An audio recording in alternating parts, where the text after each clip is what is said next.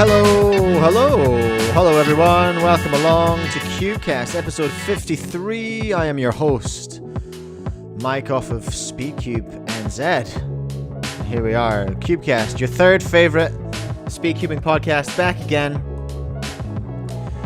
Ready to yap it up, see what's happening in the world of speedcubing. You know how it is, you know how we do. Sir Cubos. It's 25 to midnight and I have class tomorrow, but who cares? Woo! Stay in school, kids. What's up, Ben Scubes? What's up, H-Perm, Blitz Cuber, Ephemica, Chang, AA Cubing? Welcome everyone. Lovely to have you here. Lovely to have you here. Well, what have we got for you today? What have we got, hey? What are we looking at today? Well, first of all, we've got a guest on today. We're going to have Chris Mills here to help me take a look at the new proposed regulations for next year, is my understanding. Regs have been proposed. They're out for consultation. I think is how it works. I haven't read them yet. I'm literally going to be doing this to... I'm going to be looking at this for the first time, which is why I've got... And I feel safe doing that today. Because I've got a grown-up with me. I've got Chris Mills is going to join me to help me through. What up, James Melby? Hello, Doofist. Lovely to have you all here. James Melby, taking a break from cutting the lawn. I endorse that behavior. I've been taking a break from cutting the lawn for like 8 weeks. and I need to. But it's just been raining so hard here. We had a crazy... a crazy storm came in yesterday after a really nice day. This wicked southerly came in and just smashed into us. It hailed. There was thunder and lightning. There's snow on the hill over the bay there, over the harbor. And yeah, it was crazy. And there were people in the water on kayaks, and they got into a spot of bother. They're all good, as I understand it, but yeah, people had to have the Coast Guard. Well, it wouldn't have been Coast Guard. I think they were on the rocks, so they had people helping them out. It was all very exciting and all very wild. And so, you know, that was a thing. That was a thing that happened. You don't care about the weather in Littleton, though. What am I talking about? The show, of course, brought to you by Speedcube Shop. Use code Cubecast over there. Our good friends at Cubing Life Academy. You can use code Cubecast to save 5% over there. And, of course, the wonderful people at G Fuel as well. Use code Mike32314. Link is in the description. And you can save 20% at G Fuel if you want to get refreshed and replenished and re-energized. Hype sauce. Raspberry lemonade. Let's go. It's good. What are you drinking, James? I know James has got some too. James Melby. What have you got? What's your hype sauce of choice? Parush swag. Today in the UK, our school's roof pipes blew and there were floods in multiple places. We were drenched. Ouch. Ouch. That's a lot. Is it storming in the UK as well? Hectic. Storms are hectic. Hey. So yeah, what we're looking at today, before I got distracted by the weather, Chris is going to help us with the new proposed regulations. Antoni's mum has appealed to the WCA. We're going to talk about that. That's because of the clock podium changes from Worlds. There's also a Cube Master vid about the situation, which I want to take a look at. It's pretty good. There is a Polish Cuber has made a video on the situation from a Polish perspective, which is a really a good one. And Chi is up to some clock shenanigans. Some very goofy clocks have been teased. I'm gonna say, not leaked. I'll come to that in a second. Teased by Chi, and they've also announced a competition to come up with the next clock color combination. So Chi be clocking. Shangshao came out swinging with their clonk. It's doing pretty good as far as I can tell. It's pretty good. And they are coming out swinging with some goofy clocks and letting the community decide the color of the next one. So that's all very exciting and awesome. I used the word tease there because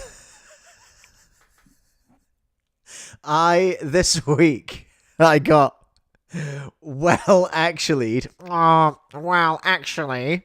I got well actually'd so hard in Reddit. I hate Reddit. I hate it. I hate it for exactly this reason. So Vin made this post about a new mat, right? Vin 5, let fingers fly, something defines the self. Some terribly badly translated Chinese thing. It's like, oh, well, that's well and good. That's cute. Nice little mat from VinQ. But then look, there's what looks like a 3x3 prototype here. It could be a force cube of some kind. But so I grabbed this off their Instagram and I was like, ooh, this hasn't been posted yet. And I called it Did Vin just leak a new 3x3 prototype? This is an Instagram post about a new mat with what could possibly be a 3x3 prototype. And I thought that was fairly valid, you know, subreddit relevant news, okay? I don't see any problem with that. It's not been taken down. It's not been flagged or anything like that. It's not been pinged. What are we like? 24 updates? God dang. Not very much engagement on it. But what engagement was on it? Let's take a look, everyone. Actually, I mean, if it's from the official account, it's not really a leak, is it? Actually, it's not really a leak, actually, is it? And that is fair. I will concede the correct term would have been tease rather than leak. But this isn't about one comment, because I cross-posted this to our cubers, the worst place on the internet, I think, or I certainly feel on days like this. Oh geez, it's gonna be buried down a bit now. Hold on a minute. Let's see if I've got it in my notifications here. Yeah, here we go. So I cross-posted it into our cubers, and only 14 upvotes there. So clearly not impressed with me at all. But then there was the same person felt the need to comment the well actually on both posts. Well actually, not really a leak if it's from the brand. Tease would be the word. Correct. I will acknowledge that. But they're not really. The well actually got 47 upvotes compared to my 14 on the post, and literally nothing in here. Nothing. No one's talking about the post. It's just all about the well actually, and I was just like, okay, you know what? I quit. I'm out. I'm done. I'm done. I'm so done with Reddit. I just can't. These are very, very specific. It's not like I'm shitposting irrelevant stuff in a sub. You know what I mean? Like, that is a legitimate post. I am ready to acknowledge that tease would have been a better word in this situation. Of course I am, because I'm not an idiot. But the fact that I got double well actually'd, and like literally no one talked about the fact that Vin are potentially potentially prototyping a 3x3. Like that's been talked about a lot. That's been talked about quite a lot. That's a big deal in cubing hardware. Vin has made a 4x4, they've made a 2x2, they've made a 5x5, and under any of those videos I'll get a comment going, "Wow, do you think they'll ever make a 3x3? Will they actually make a 3x3?" And here's where we are. Well, actually, and nothing about it. And lots of views, 10k views on that post in our cubers. Are we, again, I'm just asking, what is the online cubing community? Does it know how to do the internet? I'm not sure.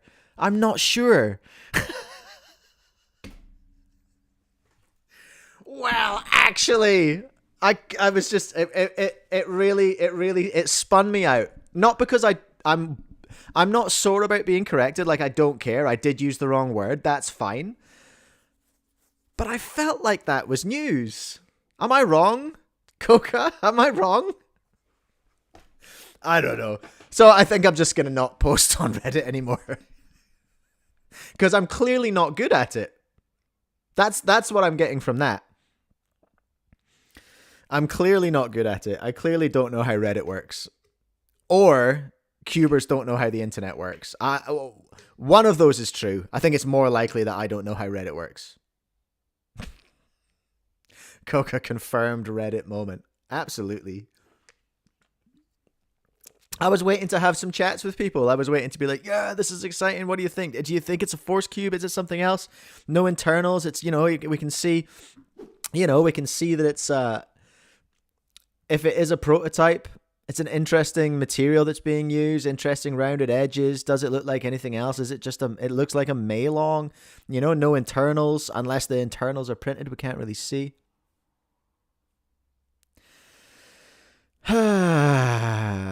Coca, this is actually the first I'm hearing of the Vin 3x3Ts. That's what I'm talking about. That's what I'm talking about. Because I just got actually into actual oblivion. And I think maybe I'm kind of thinking, what about young people posting this kind of stuff? Do they just post and quit? Do they just post, get actually and quit? I don't know. It's just the internet's tough, man. So strange. So strange.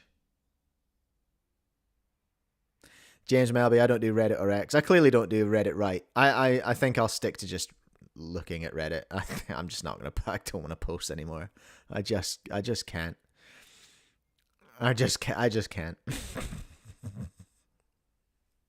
It made me laugh. It made me laugh a lot. It's just like, way to miss the point, everyone. Way to miss the point. Anyway, that was funny.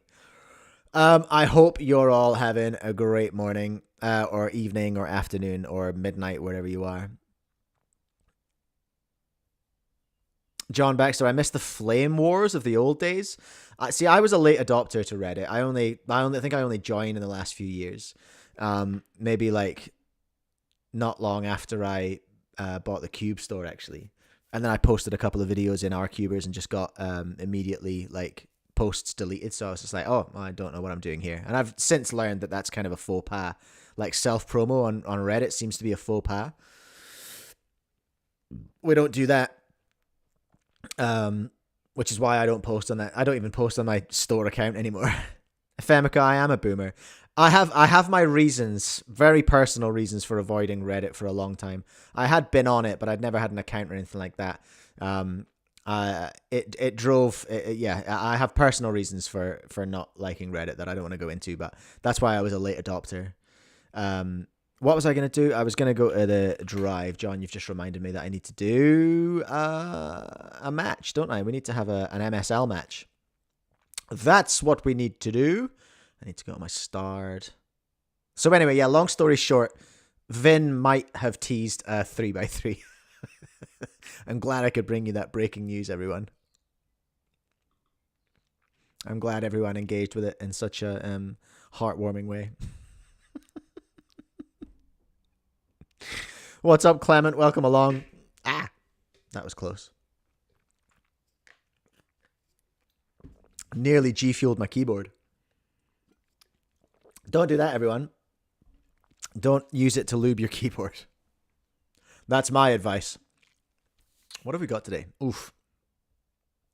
Okay. I think it's time to get on with things, everyone. It's time to get it done. It's time for Me 1 versus Me 2 speedcubing. The Mike Speedcubing League. I'm battling 16 versions of myself are battling out to see who's the best Mike in a head-to-head speedcubing competition.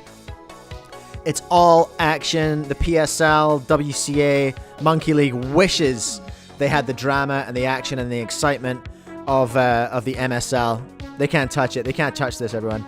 Today, here's what we're looking at. We're in the losers bracket. Sarcastic Me versus Blind Me. A big one today because we've got a fan favorite versus someone that I have literally run out of things to talk about. ChatGPT might help me out this morning with what Blind Me's going to say. I don't know. Sarcastic Me versus Blind Me. Let's start a poll now. Let's see what the fans are what camp the fans are in this morning. Start a poll. Who win? Sarcastic Mike or Blind Mike? There we go. Your poll is live. No, it hasn't. Hold on. Start poll. There you go. Your poll is live, everyone. Let your voice be heard. This is your MSL. You get to decide who the favorite is. I feel like it's Sarcastic Mike. I think Sarcastic Mike historically has been the favorite with the MSL fans. Just getting warmed up here. The crowd in the Dave Neville Memorial Stadium. Is that what we landed on? Did we land on Dave Neville Memorial Stadium? I can't remember. He's not dead. Dave Neville Memorial Stadium. They are hyped for this match. Very exciting times. Coca, Blind Mike won't see this L coming. Ayo. That's very good. James Melby. How is Sarcastic Mike different from regular Mike? It's subtle. The difference is subtle. I'll give you that. How is Zesty Mike different from regular Mike? They're all just like splintered off facets of my personality. Okay, Sarcastic Mike taking the lead with a 77% share of the audience vote. He's coming in. Let's just take a look at some. Let's take a look at some stats here. Let's look at Sarcastic Mike coming off of a 20. Oh, sorry, coming off of a 20. No, there it is. Coming off of 20.45 last solve, 21.81 mean of 3, and a 22.6 average of 5. With a best average of 5 of 21.6. Is he our current record holder? The average of 5 is Pro Cuber Mike with 21.26. I beg your pardon. In the single. This might be our single record holder. 18.89. That hasn't been recorded. Whoops. 18.89. So Sarcastic Mike, our single holder. Formatting is just disgusting. Okay, so it looks like we have our... Oh, no. The dumbass. Single. Never mind. Ignore me. The single still is 16 with Zen Mike. That's right. I forgot about that. John Baxter, if Blind Mike wins, I gift a membership. Holy. Is this... Are we actually betting on MSL now? Because I'm all about that. So Sarcastic Mike coming off 22.6 average of 5 versus Blind Mike, who's done a lot of solves. Blind Mike coming off, see, much slower with the 25.15 average of 5. Best average of 5 from Blind Mike, 23 point everyone. Very, very average, but he has managed to squeak through. He's managed to solve 13 times in the PSL so far. So he's really been putting in some work. Really been getting it going. Chris Mills in the chat. Mike, slow cubing league. How dare you? Slander. John Baxter, only because you don't like playing Blind Mike and I want to see you suffer. Anarin, did we see an appearance of Forgetful Mike? No, that would have been a good one actually. Short-term memory Mike. Maybe we'll biff FTO or Blind Mike and we'll bring in we could bring in Forgetful Mike. Okay, so regardless, the match today, Sarcastic Mike versus Blind Mike. Sarcastic Mike, a clear fan favorite here with 81% of the vote. But let's switch back to the studio now. Sarcastic Mike coming in and taking a seat in the booth. How are you feeling today? You've got the statistical edge against Blind Mike. What do you think is going to be? What do you think the plot's going to be today? What do you think the MSL script writers have been up to?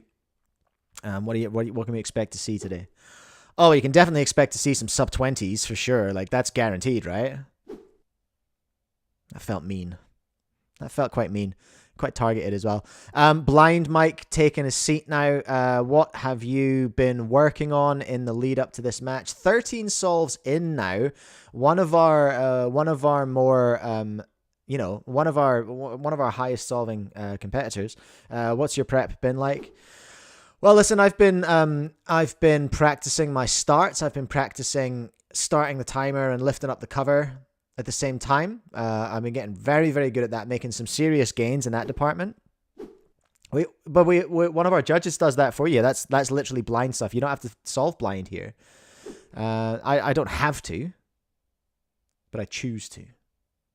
It's a choice. When I'm in the palace, it's palace rules, right? My palace, my rules is pretty much how we're doing it. Fair enough.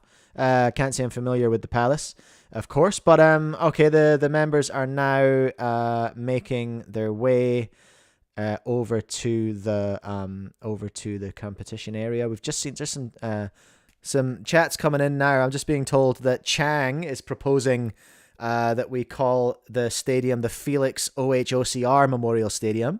Very nice. I think we might have to get some more audience feedback on that. I don't hate it. We'll put it to committee and see how it goes. We'll put it up the chain. So James Melby going to gift a membership if Sarcastic Mike wins. Okay, so we've got a win each way here. The books are closing now on the MSL bets. No more bets now. We are going to start the match officially. We are switching over to our commentator Mike. Is he the same person as me? I don't know. We're switching over to our commentary team now as our competitors get ready and the scrambling team takes over. Passing it over to you there, commentary Mike. Thanks very much, Mike. In the studio, we are just seeing the commentary team preparing for Sarcastic Mike's first solve here. Just getting the right screen. Production team I don't know what production are up to today. The switcher's having a hard time. The scramblers now working away on our first solve of the competition. Beautiful day here in the proposed Felix OHOCR Memorial Stadium. It's quite hard to say while scrambling. I will give that feedback. Okay, one last bet has snuck in. And Aaron has bet that someone will win. Slim odds on that, not paying out loads, but still a bet worth making. Here we go. Sarcastic Mike setting the tone today with this first solve. Someone has to open, and it's him. It's Sarcastic Mike looking for that third one. First solve of the day, bit rusty. Narrowly avoided an error there. That was a quick retraction on that last pair. Nearly cooked one of his back pairs there. Which is not how you want to do it. Zed perm for a 25. It's very average.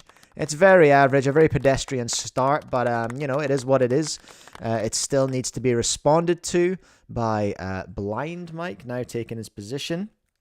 Scramblers working on this puzzle for him now.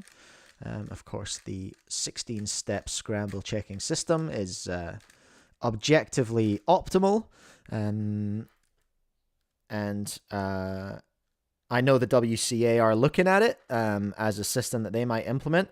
Obviously, the MSL a huge inspiration to the committees at the WCA. They base a lot of things that they do on the MSL. I have done historically. The MSL, of course, in its 25th year. Okay, so some confident stuff, but a little stumble there in the fourth pair for a line, for an hourglass, for a Y-perm, or a V. Who knows? 26.63. It's actually not good enough. That 25 is gonna land a point for Sarcastic Mike. So Sarcastic Mike with an early lead. Fan favorite here today with 74% of the vote. We love to see it. Now switching back to our scramblers, getting ready for Blind Mike now to set.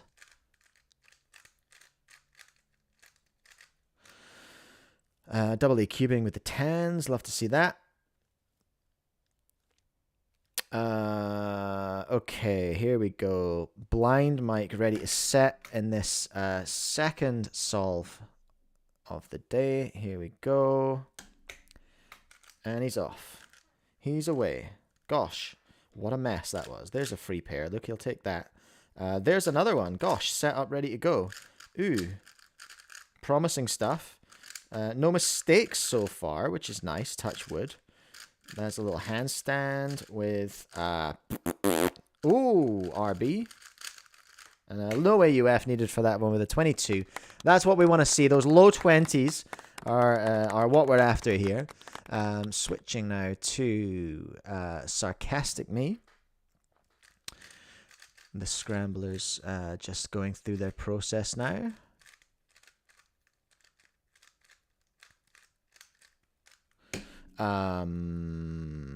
Responding to that 22 is Sarcastic Mike. There we go. He's off. Not too shabby in the setup for that one. That's that back pair in. Oh, double back pair in his preferred orientation. Love to see that. Working on the blues now. Yeah, we got it for the hook, for the handstand. For Y or V, can't tell the difference. With the AUF, and his 23 is actually not good enough. It was a very handsome looking solve. Blind Mike is going to take one back, everyone. Blind Mike taking one back. 22 beats 23. Big fans of mathematics will have clocked that already, of course. Sarcastic Mike getting ready to set on solve number 3 here. The show, of course, brought to you by the good people at Speedcube Shop, G Fuel, Cubing Life Academy. Thank you so much to our sponsors. You keep the league alive. Yeah, that's about right. It's right enough. Again, our perfect. Ooh, look at that pair. Said Sarcastic Mike. I'm not sure how we're picking him up over the microphone there. I'm going to put that away. I'm going to save it. Or he's going to save it. Okay, we can do this. Nope. There it is. Now, historically, when any of the mics try and save a pair, it tends to go quite poorly because it takes about 12 seconds on average for any of the mics to preserve a pair. It's a JB, and it's 22. It was worth a little bit of effort. Blind Mike is going to have to just keep this momentum, keep his head, open his eyes potentially to try and keep up with this pace. Very impressive stuff. Very technical solving today with the pair preservation.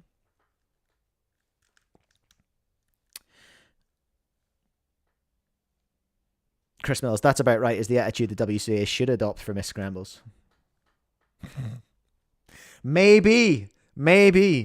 Okay, what are we up to? Here? I'm gonna... Yeah, okay. All right, here we go. Blind Mike responding. What am I responding to again? I forgot already. 22.3. Jeez, that's aggressive. 22.3. When did that happen? Okay, here we go. There it is. There's that. There's that guy. It's going to go over there. There's that guy. He's going to go over there. That guy's over here, but he wants to be over here for a dot, for a bar, for a fish on head, for a E. Ooh, no, an E. Struggles with orientation there. A very disappointing 29.86 and some very sarcastic applause. Sarcastic Me is going to... You can tell the Sarcastic Me fans are in the house when the applause is as sarcastic as that. Blind Me is going to set his own potential match point here. Very exciting match so far. Twists and turns everywhere.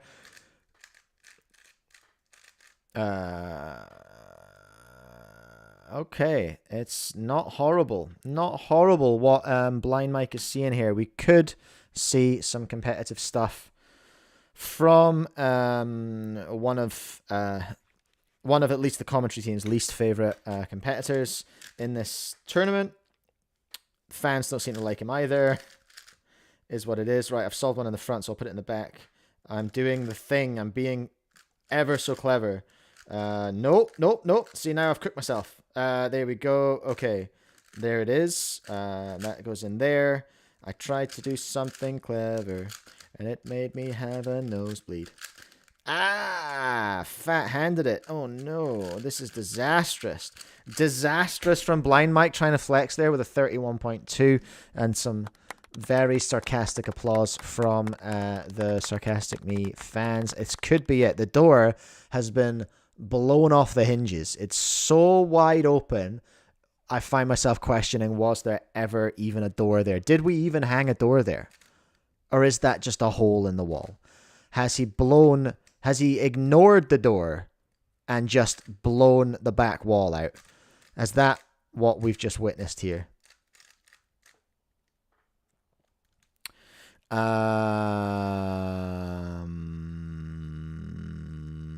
Well, it's not great.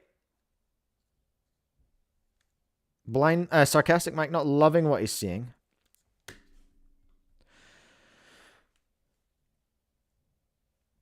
I can hear the sarcastic fans in the background chanting, "Yeah, right, yeah, right, yeah, right."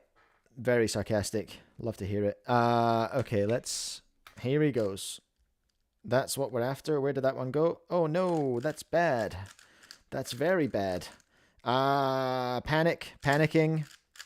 There's the rear. There's another rear in the orientation he likes. So that's a nice bonus for Sarcastic Mike as he's trying to catch up. The door is so wide open. It's only a 31 to beat, but that's a messy start. And it's a F perm, his favorite alg. Whoa! And he's got it. He's got it. It was not pretty. It was not pretty at all. It was a real scrap at the end there, but Sarcastic Me has taken it. 3 solves to 1. Incredible stuff. Sarcastic Me has gone through. He will battle regular Me in the next in the semi-finals of the losers bracket. Outstanding stuff. Our next match, of course, Timmy Mike versus Zesty Mike. Sarcastic Mike took it 3-1. Absolutely fair play. Blind Mike was rubbish. He was actually just really, really bad. And that's how the cookie crumbles today. It is a particularly crumbly cookie. Always here at MSL. Incredible stuff. The competitors making their way over to the booth now. We'll start with Blind Mike, of course. Listen, tough day at the office. What are your thoughts after that? The whole time I was just thinking about how now that I've optimized my timer start and cover remove, I can really start getting deeper into those 3-style algs. A 3-style is a method I use. I don't know if you've ever heard about it. I don't know how to blind, so I've heard someone say it. Does that count? It doesn't count. It doesn't count if you've heard someone say it. You need to know what it is. You need to live and breathe it before you can really talk about 3 blind. Anyway, peace. I'm out. I'm going to go practice blind. Peace. Bye. Oh, lovely to have you here, Blind Mike. Incredible effort today. Very brave performance.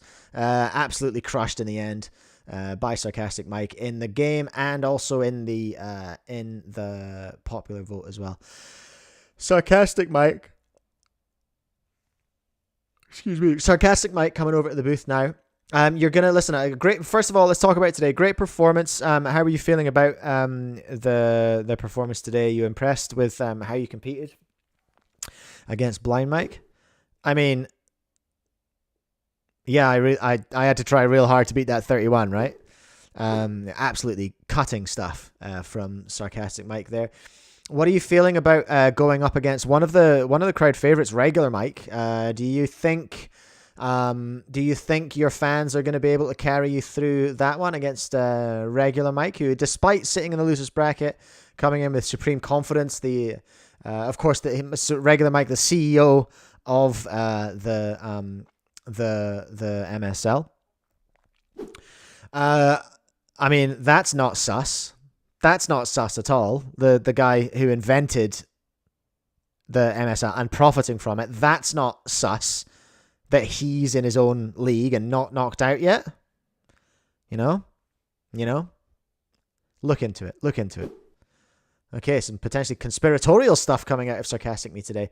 But that's the game, everyone. That's the game. That's what it was. That was Sarcastic Me versus Blind Me in round 3 of the losers bracket here at the Mike Speedcubing League. Next week we'll have Timmy Me versus Zesty Me. Hold on a minute. Let me just check the calendar here. Let me just check the freaking calendar here. When are the school holidays starting? On the 22nd. So I've got, where are we? Oh yeah, we've only got one more. We've got one more match left in this season, and then I'm on break for a couple of weeks. Oh, look at that. John Baxter and James Melby with the gifted subbies. Congratulations. Oh, Clement Speedcuber got one. Delvino got one. Good on you, champions. Lovely to have you here. Yo, Coca's a member as well. Thank you so much. Appreciate that. And Aaron, regular Mike does have a lot of control over the MSL. Yeah, look, I don't make the rules here at the MSL. I'm just a no, wait, I'm regular Mike. Listen, someone has to make it happen, all right? And I'm obviously at the same level, competitively speaking, with the rest of the mics. So why shouldn't I be there? Why shouldn't I be there? I've put in the work, you know? I've put in the work to build this league, make it what it is over 25 years. You know, I've inspired the WCA. I inspired Monkey League. Not a lot of people know that. I actually inspired Philip. He wrote me one day and he said, wow, MSL is amazing. Should I do that? And I was like, yeah, go nuts. So listen, I've put that work in. I've got the right to compete on the stage with these other mics. I feel like. Chris, we had arranged for 10:30. Do you want? If you're ready to go now, then we can sort you out. We can sort you out after the ads. Let me know in the chat. I mean, I can message you. I could do that as well. Where is the Discord? LMNOP. Chris Mills. Wow, the last thing I messaged Chris in Discord was tidy your collar up, young man. I think from when he was coming, that must have been from PSL. All right, Chris is saying, give me 10 minutes. That's cool.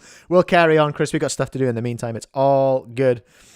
I'll tell you what we need to do right now, though. We need to do some ad reads. That's what we need to do.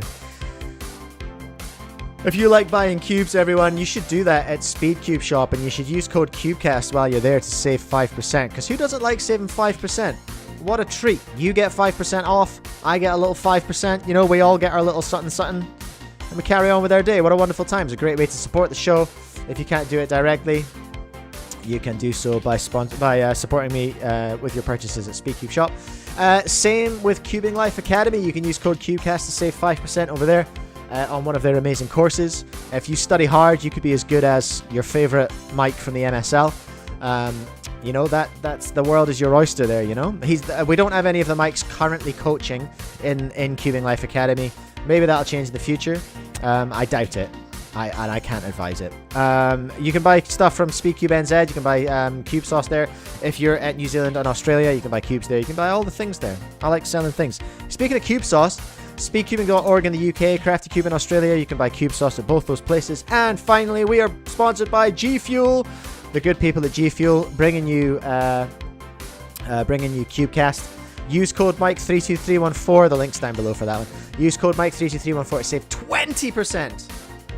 20% off any G Fuel products. I recommend this one over here. Look, the lovely Rubik's G Fuel collab 50th anniversary one. I also recommend Hype Sauce, lemonade, the raspberry lemonade. It's real good. It's real good. It's real good. I enjoy it.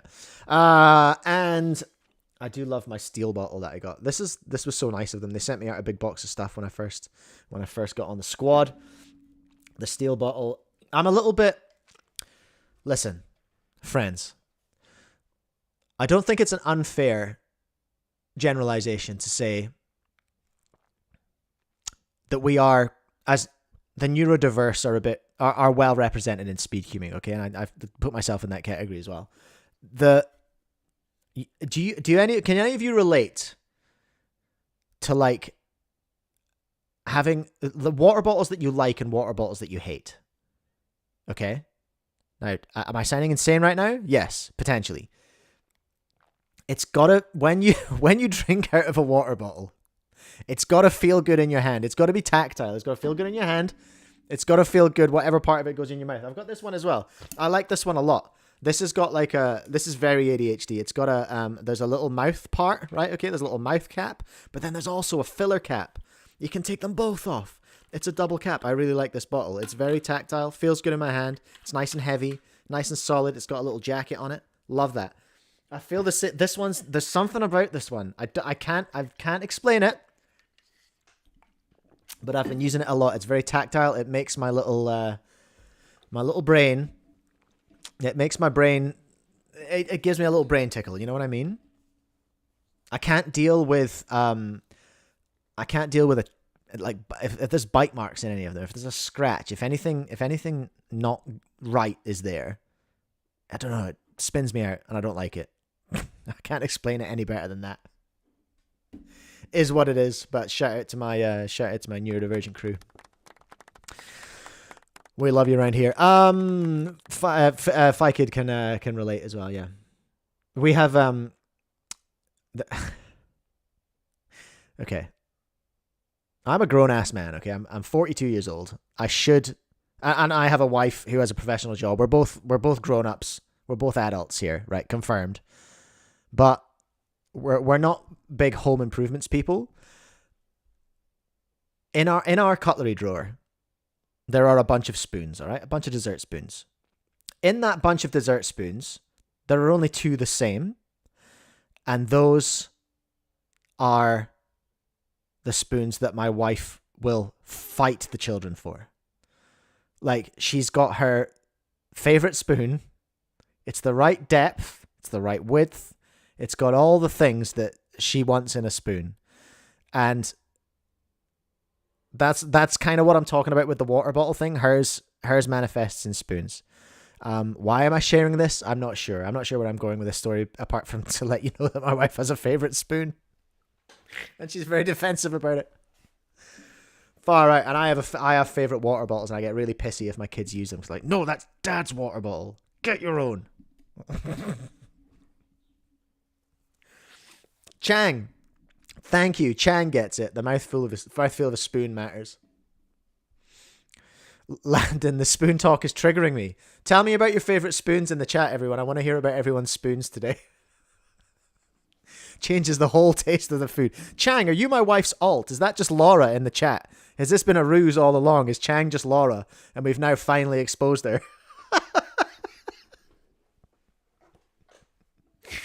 Okay, let's take a look. Now, I want to tell you about something, don't I? I want to tell you about, a lot of you will have seen this already. I did share it. I did share it on a community post. This is a video by 7peg. Oh, hell yeah, it's kicked off. Great stuff.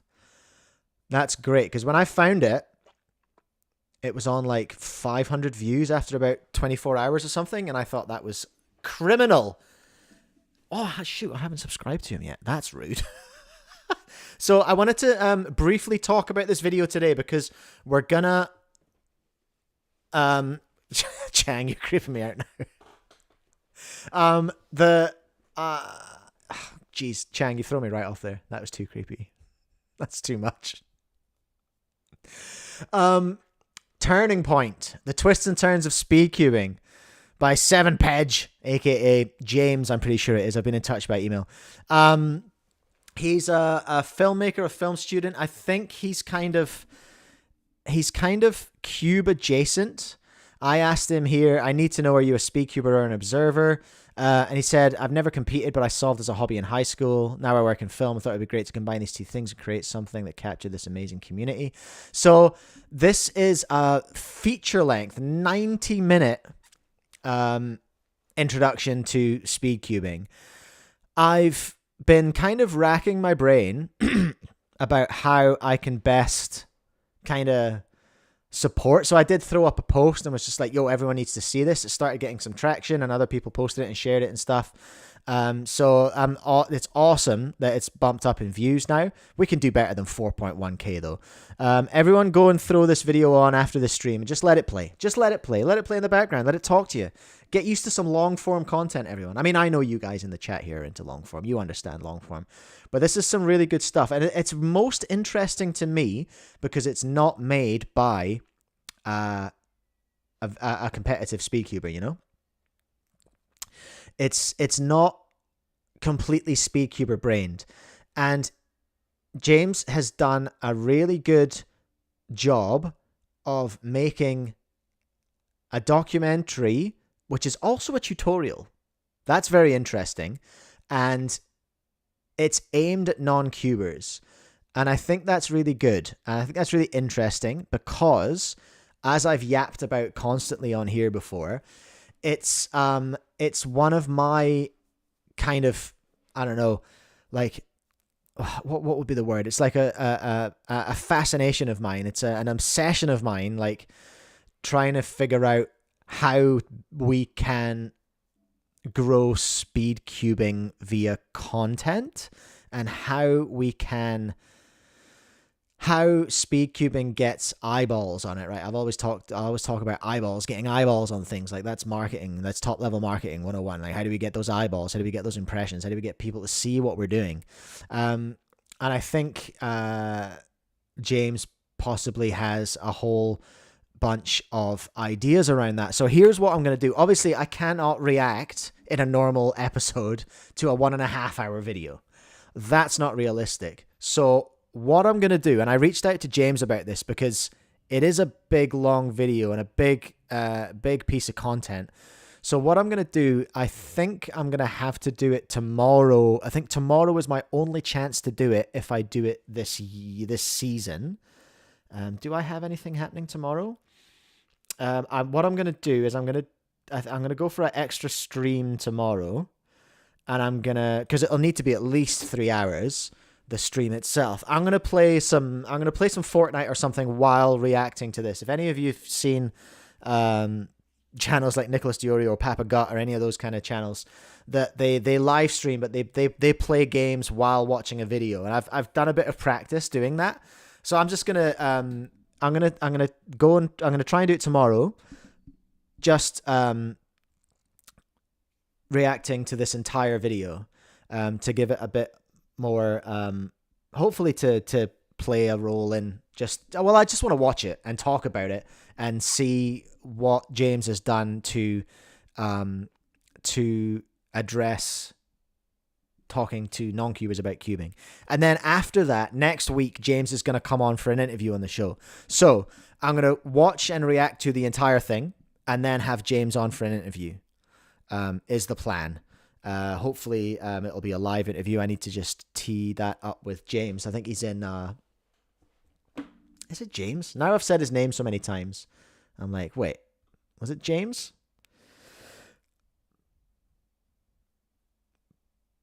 But I'm going to try and get him on for an interview. That's not James. It's Paul. Oops. Oh, Chang, director's commentary. Yeah, hell yeah. And Aaron, you'll understand when you see it. You'll understand what I'm talking about when you see it. But yeah, Paul, not James, you big egg, Mike. Paul's going to come on for an interview. We could do a director's commentary. Maybe I'll see if he's available tomorrow, but it's unlikely that he's going to be available just randomly within 24 hours notice for 4 hours. You know. Also, that's quite tough to do with two of us watching remotely the same thing. Okay, so that's what's going to go on with that, because I want to talk about this, obviously. I want to address it. I want to give it as much attention as we can give it. In the meantime, though, go and watch it. Give him some views. 4.1k views is diabolical. We can do better. Anarin, Forgetful Mike is back. Chang, we need a confused Mike. Forgetful Mike and confused Mike. Again, these are just intrinsic traits in my personality. So yeah, everyone. Yeah.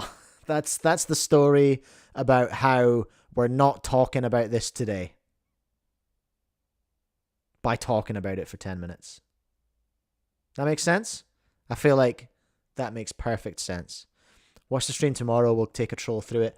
And then we'll speak to Paul, not James, next week. That's the plan. That's the plan. Hopefully we can pull it off. Chris says he's ready. So maybe we'll get that going, hey? We're going to talk about the new regs. And I've set up a new scene that hopefully... Let's just get Chris on the line. Let's get Chris on the line and we'll get this set up and we'll get it going. Where's the button? There's the button. Oh, Discord. Yo, how are you? Hey, wait a minute. Wait. No one can hear you yet. Because Discord screwed me. I'm going to pop you out. Hold on. There is a Chris Mills. We have an active Chris Mills situation, everyone. But he cannot be heard yet. Discord called Simple. There he is. Hello, Chris. Has not made his bed in the background, which Rip. Just realized. Whoops. Feels good, hey? Yeah, I don't know if you heard earlier when I jumped on to message you, I was like, oh, the last thing I sent you was giving you grief about your collar. But we got it sorted. We got it done. You were commentating on the last PSL match, of course, weren't you? The Vegas one. The Vegas one, yeah, it was good fun. That was very exciting. It was a long one. Yes, it almost became a very long one because Dylan was looking like he was going to pull it back. I spoke to Dylan yesterday and I was like, mate, I was rooting for you like throughout the whole competition. But when it was looking like you were going to reset the bracket, I was like, I haven't eaten all day. It's 4 p.m. I went straight from bed to commentary. I'm starving. Please just end this match. I want to get some food. That would have been... And he was like, that's fair. Yeah. We all wanted to see it, but Chris needed a snack. So... Yeah. Did they make allowances for that? Would they have given you a 5-minute break to go and smash a sandwich or something? I had like a bag of like unflavored corn chips that I stole from work that I was snacking on throughout the competition. And a couple of times you'll see, like earlier on, I hadn't quite got the hang of like the ad breaks because they did 2 ad breaks and they did the order of ads differently. Yeah. On the 2 ad breaks. So at one point, if you watch it back, you'll see that I see like your ad for Cubecast. Yeah. And then I think there's like an SES ad afterwards. So I pop another chip in my mouth. And then we go back to live and I'm like, I'm like halfway through a mouth of chips.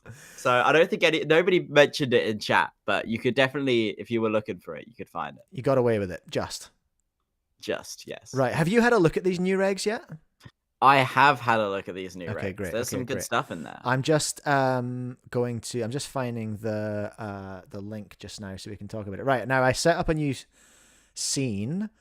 Oh crap. Discord has cooked it. Right, hold on a minute. I'll be right with you, Chris. We've just got to I've just got to deal with the usual Discord nonsense, and I just hit the wrong button there, so that's awkward. This will be worth it, everyone. This will be worth it. And then as soon as I turn Discord off, it'll break it again. I've got to figure out why it's doing that. I don't know. I've still never worked that out. Now your face is wrong as well. Why is your face wrong? What have you done with your face? Whoa. Why is your face all wrong? Why's your face? Why is your face all wrong? Okay, I think we've got this. There's faces, there's chat. I think we've got this. We've got a couple of teeny faces and a little chat. There we go. Great. Car pie, everyone. Okay, great. We've got this. So I'm going to just... How do we want to do this? So it's a forum post. Yes. I guess we should just read through it and you can stop me. Sure. Yeah. Why don't we do that? And we'll see how that goes. Essentially, so Oliver Hexter posted 6 days ago now. Again, just after Cubecast. Very rude, WCA. They're doing it intentionally. Oliver Hexter posted in the forum, January 2026 regulations, request for feedback. Now, Chris, before we get started, let's have a declaration of interest disclaimer. Which committee are you in? Is it WCAT? I'm part of WSOT, the sports organization team. That's right, not the major championships team, the sports organization team. In this circumstance, I don't have much inside knowledge, so nothing to leak, unfortunately. Okay, no, that's fine. That's fine. It's just good to get those interests declared. Okay, so here we go. Oliver says, the WCA Regulations Committee is working on an updated version of the WCA Regs for 2026. Thank you to everyone that submitted a proposal. The WRC has now considered the submissions received from volunteers and community members, as well as items raised from our experience in applying the regs and developing a series of draft amendments for 2026. So we are now requesting community feedback on the WCA forum. So the forum is the official feedback channel. Yes, it should be noted. Okay. Even within like staff, like we as staff, we got an email, or volunteers we're called now. They changed the term. We got an email, and they were like, even you guys, you got to go to the forum as well to share your thoughts. So they're just keeping it all in one place. Okay, well that makes sense. That's nice and neat and tidy, I suppose. The feedback period will be open until midnight UTC on October 17th. So we've got a month and a bit. Yeah. Following conclusion of the feedback period, the WRC intends to finalize amendments to the regs to be effective for competitions. There are a relatively large number of draft amendments, so those not individually listed. Wait. There are a relatively large number of draft amendments, so these are not individually listed in this post. I wonder if we need to go to the GitHub for all the individual. They're pretty boring. There's an explainer document. If you see the links to explainer, that goes in detail and shares everything. I like skimmed through the other ones, and I don't see like anything really of note. Okay, apart from the ones they've mentioned. So these are the most significant ones pointed out by the WCA. You would agree are the legitimately. They're not trying to hide anything in the GitHub. Yeah, exactly. Okay, cool. So, well, let's just take them one by one. Hey, dual rounds is our first one. We've got a PR link and an explainer link. What the heck is that? PR. So PR's the GitHub. Explainer is like the document. Okay, all right. But no, this is cool. Dual rounds is really cool. So one problem that people have had with WCA competitions, and more for new competitors, is imagine it's your first competition, right? Mm-hmm. You want to go and solve your 2x2 and solve your 3x3 at your first competition. You get, I don't know, like a 28-second average for 3x3. You get a 8-second average for 2x2. You're right. Hell yeah. I got good times for me. Relatable. And then they're like, all right, you didn't make next round. You're all done. That's $40 in our pocket. See you next time, Timmy. So it's not very appealing to like spend $40, come all the way for a competition just to get like 10 solves, right? Yeah. And as the regs currently are, the maximum amount of people you can take for the first round to a subsequent round is 75% of that round. So if you've got a round of 50 people, what's that? You can take 37 to the next round. And most of the time there's less than like 12 newcomers. So the people that don't make the next round are almost always just all of the newcomers. Yeah. So their idea with this is they were like, okay, what if we just allowed people to accept everybody to the next round? But then the whole idea is, what's the point in that? Like, what's the point in having 2 rounds if there's no, like, we're not cutting it down to the next round? Mm-hmm. So it seems like they've come up with this idea of a dual round. So essentially it's just 2 rounds. But what you can do is, if it's just 2 rounds at a competition, the winning or the podiuming averages or how you're ranked will be based on your best average of those 2 rounds. Oh, okay. So if I did really good in the first round, got like a 6.1 average, and bombed in the second round and got an 8 average, that doesn't matter because I got the 6.1 on the first average. Okay. So that can be used both either as a final round. So I could, like you could have a 2-round 4x4 comp as a dual round. And I could bomb in the first round, do well in the second. the first round counts as my best, and that's what ranks me. And it can also be used as at a 3-round competition, you take the best out of the first 2 rounds to take you into the final. I love that.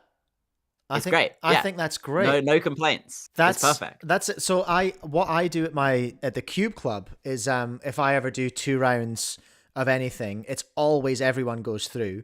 And then we just we just base it on your second. You get your medal, your placing is based on what happens in the final. The first round's just the first round. It's just like that's warm up, whatever. If you bomb it in the second round, but then that's because not that many people are affected by what happens at the Cube Club, so it's just like no, that's fine. That's what happens, and it's how our software is set up as well. So I totally get why they would want to implement that, and I think that's a really good solution. That's better than what I'm doing. Better than just like second round meanings counts for everything. Honestly, it's just perfect. Like, I don't know. I was just going to pull up the thing to see if anybody has any complaints about it. I can't imagine that anybody does because it's just, I think that's so great idea. It's so freaking wholesome. And it's just objectively, it's a good idea. Because like, so when Nationals comes round for me, and it's like, oh, well, I'm going to fly to Auckland. I'm going to do 1 round of each event. And then I'm just going to sit and watch for the rest of the time and judge and run. It's just like, well, I can't justify that.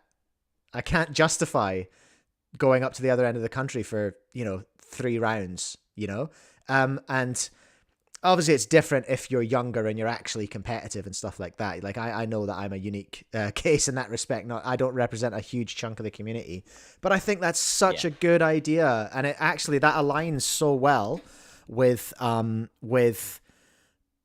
WCA's vision of more cubers taking part. I think that's in one fell swoop, they've just like instantly made competitions much better value for money.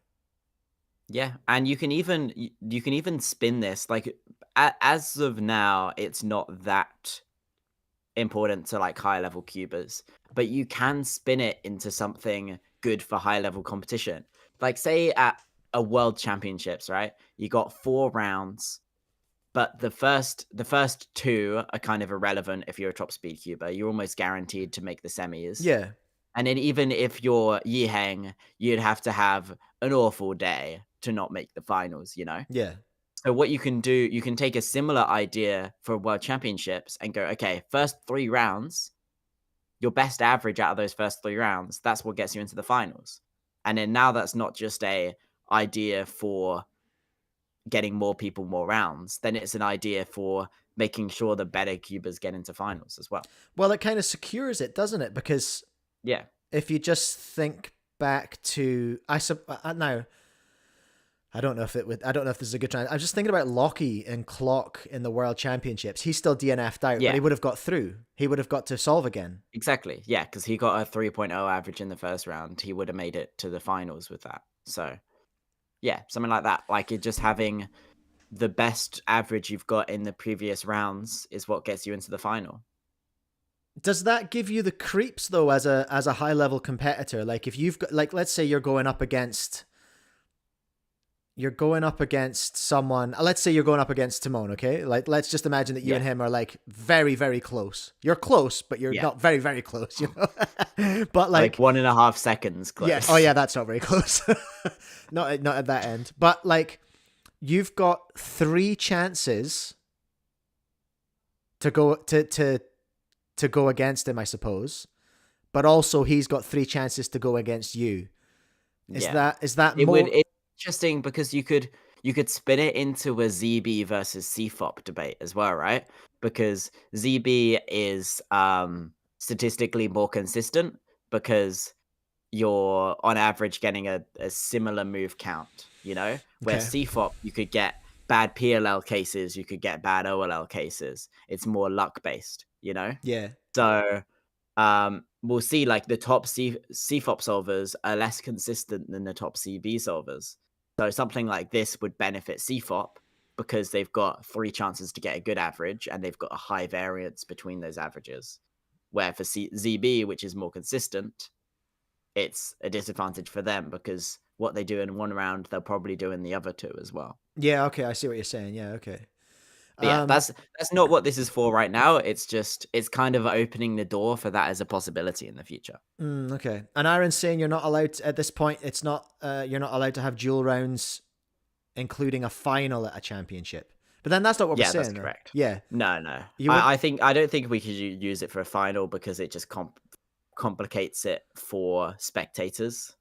Yeah, like imagine you're watching a stream and you see someone get a 7 average, and then Michael Japodi is like, "Oh, and he's your world champion." No, that'd and be gross. Like, what? That's terrible. Yeah, it would be. Yeah, but no, they're not allowing it for I think national championships or anything above for it to be for the final, and I think that's fair. But using it as a way to make it, I don't know, less luck based for getting in the final would be good as well. Yeah, I think that's really great. Right. Okay, love that one. So second one could be one of the chunkier ones. This is changing 3x3 blindfolded to a format of best of 5. Yeah, no, this is another like objectively good change. This is great. So hold on a minute. So normally it's a mean of 3. So normally the round is a best of 3. So you're ranked based on your best of 3 solves. Oh, right. Yeah. But then there's also a statistic within the WCA for mean of 3. Like that is a record. Okay. But for a round, you're ranked on your best solve, not your mean. Okay. So they're not going to do it on single anymore? Is that what this changes? No, so they're still doing it on single. They're just increasing it from a best of 3 to a best of 5, right? Oh, so your best you get 5 solves attempts. Is what ranks. Yeah, and then instead of having the mean of 3 record, you have the average of 5 record. Oh, but in terms of a ranking in a round, the average of 5, that's just irrelevant. That's just an extra little fun record you can try and go for. Okay, I see. So they will continue to track the mean of 3 stat? No, that's gonna be ditched.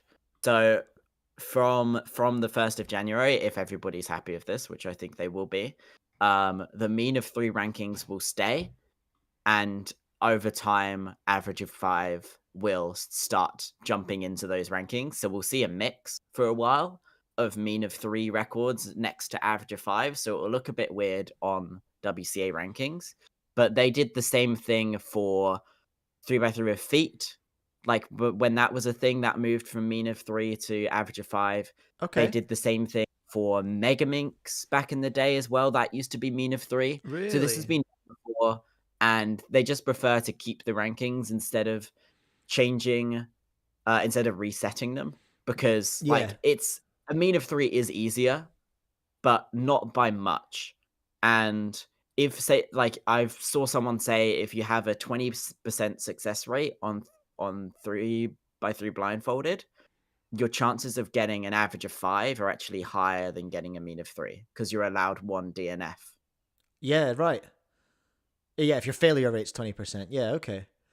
And that's interesting. I saw something that's kind of adjacent to this recently, which is there was a speed stacking video came up. I think it was a cuber making a video about speed stacking, and it was because I believe that their 4-pad world record has now beat the old 2-pad world record. Yeah.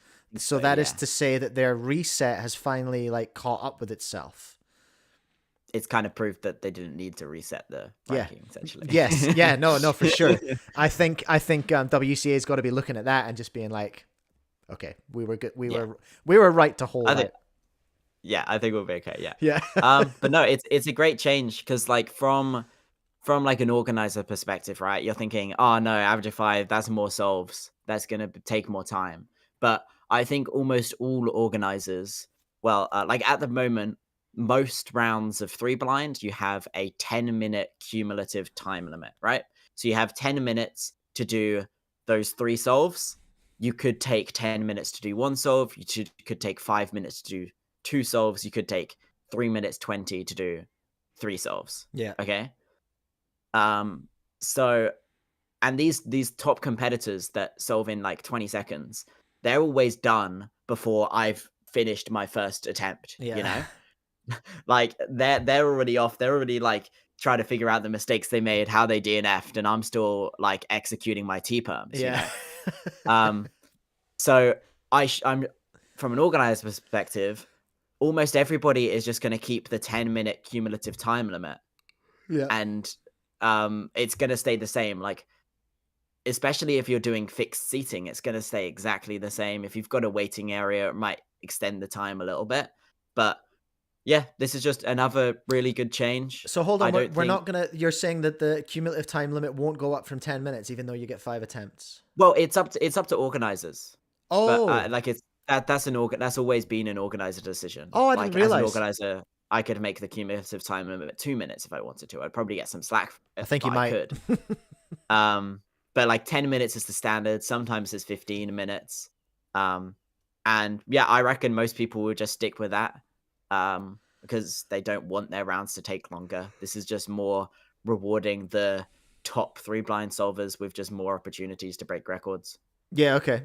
All right. Yeah, I'm with you on that one. Okay. Now this next one, another great one. Yeah, I can't argue with that. The next one, I've not had a chance to look at these this week, and I've just seen the third one is Simplify Regulation 2I about electronics. So I'm going to make a little prediction before I click into the explainer.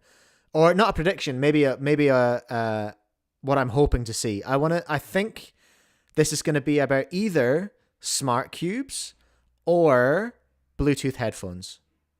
That's my prediction. Neither? What is it? It's neither. So I don't know if you remember, but a while ago there was a big issue with people when they were recording their solves, they would use like their front-facing camera, and they'd be solving like this, and they'd have this screen in the background, right? Oh, yeah. And that's not allowed. You're not allowed to be looking at your screen and have that behind you. You have to use this camera here. Yes. And what would happen is people would do that by accident, and they'd do it for a whole comp, and then a delegate finally caught them, and the regulations say you have to DNF all those solves. Which sucks. Like I've heard of multiple delegates having to deal with like crying children and angry parents because of that. So they decided to add some leniency where it was like delegate discretion if you think they weren't using it maliciously or trying to utilize that to help with their solves, you can let it slide, you know? Yeah. You can just give them a warning and let it slide, say, don't do that again. And they're like, sweet, thank you. So that was just for those cameras within the like electronics part of the reg. So what it is now is there's just some extra other leniency. So say you've got like electronic hand warmers, right? This is a big one.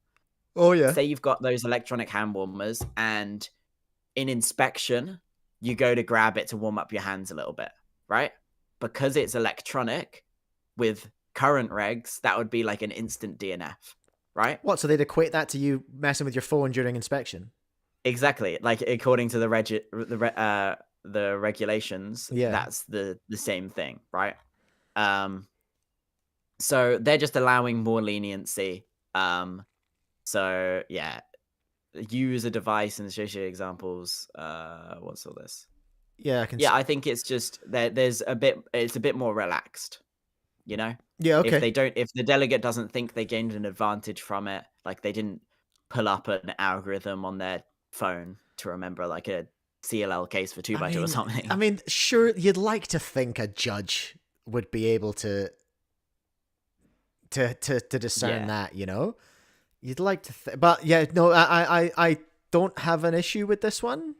Again, yeah, it's a much more simple one, but it's one I've been pushing for a while because it's almost like the WCA were being objectively anti-sustainable by pushing people to use like disposable hand warmers. Because if you watch, say, like Max Park's solves, he loves having his hand warmers and saying, "I'm ready." And then as he goes to pick up the cube, he drops his hand warmers and picks up the cube. Yeah, yeah. If he did that with electric hand warmers at the moment, that would be a DNF. Yeah, and that's so silly. the moment inspection starts, it's a like that's when your solve starts. And if you're interacting with electronics during your solve, that's a DNF. Yeah. Interesting. Yeah, so I always thought that was kind of funny that WCA were being like anti-environment, anti-sustainability and all of that just by being so harsh against that kind of stuff. So it's a very simple thing, but it's good. And I'm just going to put a hypothetical out then. Given what's going on with the clock podium, if Max had used electronic hand warmers at Worlds, they would have had to make the same decision. Yeah, if they watched back a solve and saw he touched an electronic hand warmer during inspection, and then he'd get it DNF'd. There was an incident, maybe like 5 years ago now, for a 6x6 world record of Max, where he had his GoPro right in front of him, and there was a bit of debate in the community at the moment about people need to put the GoPro to the side so you can see more sides of the cube. And maybe that was playing in his head, and he realized the GoPro was right in front of him. So during inspection, he grabbed it and moved it to the right. And that counted as interacting with electronics, and he got that DNF'd and lost a world record because of it. That's tough. I'd never heard of that. Yeah. I'd never heard of that. Like another 6 years ago, did you say? Yeah, I think it was pre-COVID. Oof. Another big one is like your phone is sat on the solving station face up, and maybe you see a notification or something, so you like in inspection you flip it over. That would be a DNF. Yeah, okay. And I think, well, this is good. I'm not sure if that is explicitly allowed, like leniency is allowed with that. I think mostly this is for electronic hand warmers. Yeah, that makes sense. Yeah, that's the main thing, but I think it just allows more leniency in general. Yeah, okay, cool. All right. Well, I didn't get my smart cube. I didn't get my Bluetooth headphones. Never mind. That's that. Yeah, I don't think we'll see that happen anytime soon. Oh, hold on now. So I've just seen the next one. What are you reading? I've just seen the next one. Sorry, did you have a point to make before we moved on? Yeah, I was just gonna say I don't think we're gonna see like electronic headphones being allowed, because if you just look in other sports, like tennis, they're not allowed to have earphones. They're not allowed to listen to music. They're not allowed to interact with their phone for the entire match. Wow. I think if anything, we're gonna go to allowing less stuff. Like you're not allowed your phone when you're competing. I think that's more the direction we'd go. I don't see us ever allowing people with listening to music mid-solve, because I don't think it's a good look. Imagine you're watching a quote unquote professional sport, and you're seeing an old mate like doing a 5x5 solve, jamming a tunes with his massive headphones. You know what though? I'm gonna counteract that, and I will say, look at competitive professional snowboarding and skiing in the Olympics, and do they wear headphones in their run. You see them at the start. They have the song.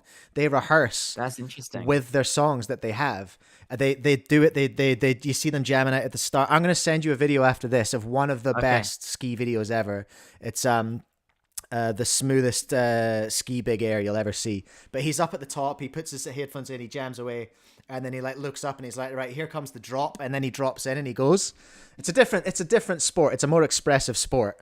I think it makes sense in a sport like that, like a more artistic sport, like gymnastics. Yeah, snowboard half pipe, ski half pipe. If you look at those, you'll see them literally performing with headphones in. So it's not completely. It's not like it doesn't ever happen, but it's quite niche. I'll give you that. The next one. Introduce approved timers list. Hello. So this, as of now, this change does nothing. Okay. This affects absolutely nothing in the WCA, but what they're doing is laying the groundwork to be allowed to allow organizers to use other timers, not speed stacks. Yeah. So as of now, the regulation says stack mat, the speed stacks, stack mat timer, and full size compatible mat, and then they list Gen 3, Gen 4, Gen 5 what are allowed. Like that's all there is at the moment, and then they're changing it to basically be the same, but just reworded a little, so it allows them to add extra timers in the future. Okay. I love that. Yeah. So like as of now, nothing's changed, but it like they literally say here, the WCA is exploring the approval of other timers by other manufacturers. That's because Rubik's have made one. 100%. Although the approval process for other timers has not been finalized, it is expected that these timers would be required to meet certain minimum specifications and undergo testing before being approved. That makes me ask, what was the approval process for stack mats? Was there one? I think it was just all that was around at the time. So it was like an accidental sort of steamrollery monopoly. Yeah, I think so. Like, it was just what was available to use at the time, and then they just kept using it over time. But they back then they locked it into the regs though. Yeah, and I think back then, like, they SpeedStacks had a better monopoly over patents and stuff like that as well. So yeah, because their G4 patents have expired now, but they still have the 4-pad ones for a minute, right? Yeah, I think they've got the 4-pad ones pretty secured. Interesting. That is cool, because I think now that Rubik's are making a half decent timer, they could make a V2 that was even better if people really don't like the Rubik's timer. Like, I think that's such an obvious partnership. It's what Rubik's want. It's what the WCA wants. More sustainable long-term sponsorship partnerships. I think that's a really good direction, personally, for them to be heading in. No, it's good. I mean, I wish they were moving towards a 4-pad, like a 4-pad direction. Or see, I don't like one of the biggest disadvantages to moving to 4-pad is then you're slipping back into SpeedStacks' monopoly. Yeah. Right? They have a monopoly on 4-pad. They've got the strong pattern. And we're so close to breaking out of their like firm grip on timers. And we hate them and we want to have nothing to do with them. And if we commit to 4-pad, we're locked in. We're locking them in that's again. It. 10 plus years, we're locked into using those. We'll use Gen 6 with their 4-pad, Gen 7, who knows? Yeah. Yeah, that's tough. Because I think I'm with you that I think I want 4-pad. Yeah. But I don't want SpeedStacks. Yeah, exactly. But they invented 4-pad, which is fair enough. What I've been telling people that needs to happen is an external company needs to make something that achieves the same thing as 4-pad, but in a way that doesn't break the pattern, doesn't overlap with the pattern. They need to come up with this similar idea, but different enough where SpeedStacks can't touch them. Yeah, come on. And then we go with them. We need Rubik's now more than ever. I think Rubik's and the company that owns them, Spin Master, they could just buy SpeedStacks, but they wouldn't want to. I don't think it would be worth it. It wouldn't be worth it for them. No, not for just so that we can get the patent. Yeah, I've heard from secret sources that the WCA were in talks of Rubik's as the time was being made. I can imagine. I bet they were. Did not ask for Rubik's to try anything fancy with 4-pad or something similar. So say that again. They didn't. They intentionally told them not to, or they. I think Rubik's were like, "Hey, do you want us to like look into some sort of like 4-pad thing or similar?" And the WCA were like, "Nah, don't bother." So is that suggesting we don't like that? Like, no, we don't like that. No, yeah, because that means that WCA aren't taking 4-pad that serious. I guess so. Or they're comfortable, or they're comfortable with the relationship with SpeedStacks. I don't know. You can read that in a couple of different ways, eh? Yeah. And Aaron's just said something that I was just thinking as well. I feel like SpeedStacks might go under without cubing. It would have a significant impact because cubing is bigger than stacking, I think. But I think it's grown. It's grown. I've noticed that SpeedStacks have been doing a very aggressive move into trying to get into schools and stuff recently. I've seen that strategic change in the last year or so. And I think I'm seeing a decline in stacking. But anyway, we're getting into speculative stuff that isn't about regs now. But anyway, love to see that. Paving the way for Rubik's and WCA to work closer together. Is my reading on it. It may or may not be true. So now 5x5 and megaminx misscramble requirements. So at the moment, a megaminx misscramble doesn't exist, right? Same as 6 and 7? It's fine, yeah. Honestly, I actually don't really know what's going on here. So in the current regulations, the following exceptions apply. For the 6 and 7 cube and megaminx, it's not necessary to correct the puzzle state at the discretion of the WCA delegate. And that is to say that they can have missed scrambles and it's fine. But for the 5x5 cube, the scrambler should correct the puzzle state. If correcting the puzzle state would cause a severe detriment to the schedule, it is not necessary to correct. Okay, so you can allow... So 5x5 missed scrambles have been allowed for like a year or so, I believe. But only if you're like the scramblers are really struggling. And you know, like say we've got a 5x5 final here in like Auckland where our top 10 5x5 solvers are competing. Mm-hmm.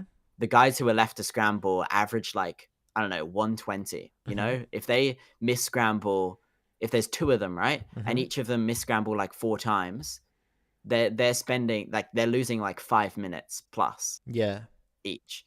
So basically what the reg says now is, all right, if you're struggling and you guys keep on miss-scrambling and they're kind of slow at solving 5x5 and fixing it, then yeah, it's fine, you can allow it.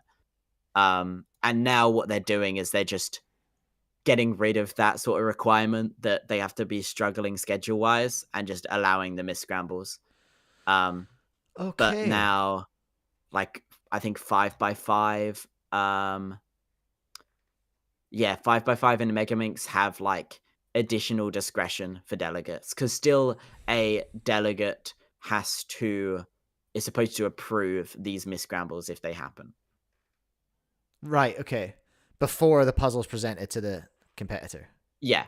In reality, that's not really done. It's more like a delegate at the start of the round will be like, "Oh, hey, I trust you guys. You guys can make the call as to whether these miss scrambles are miss-scrambled enough. Yeah, okay. You know?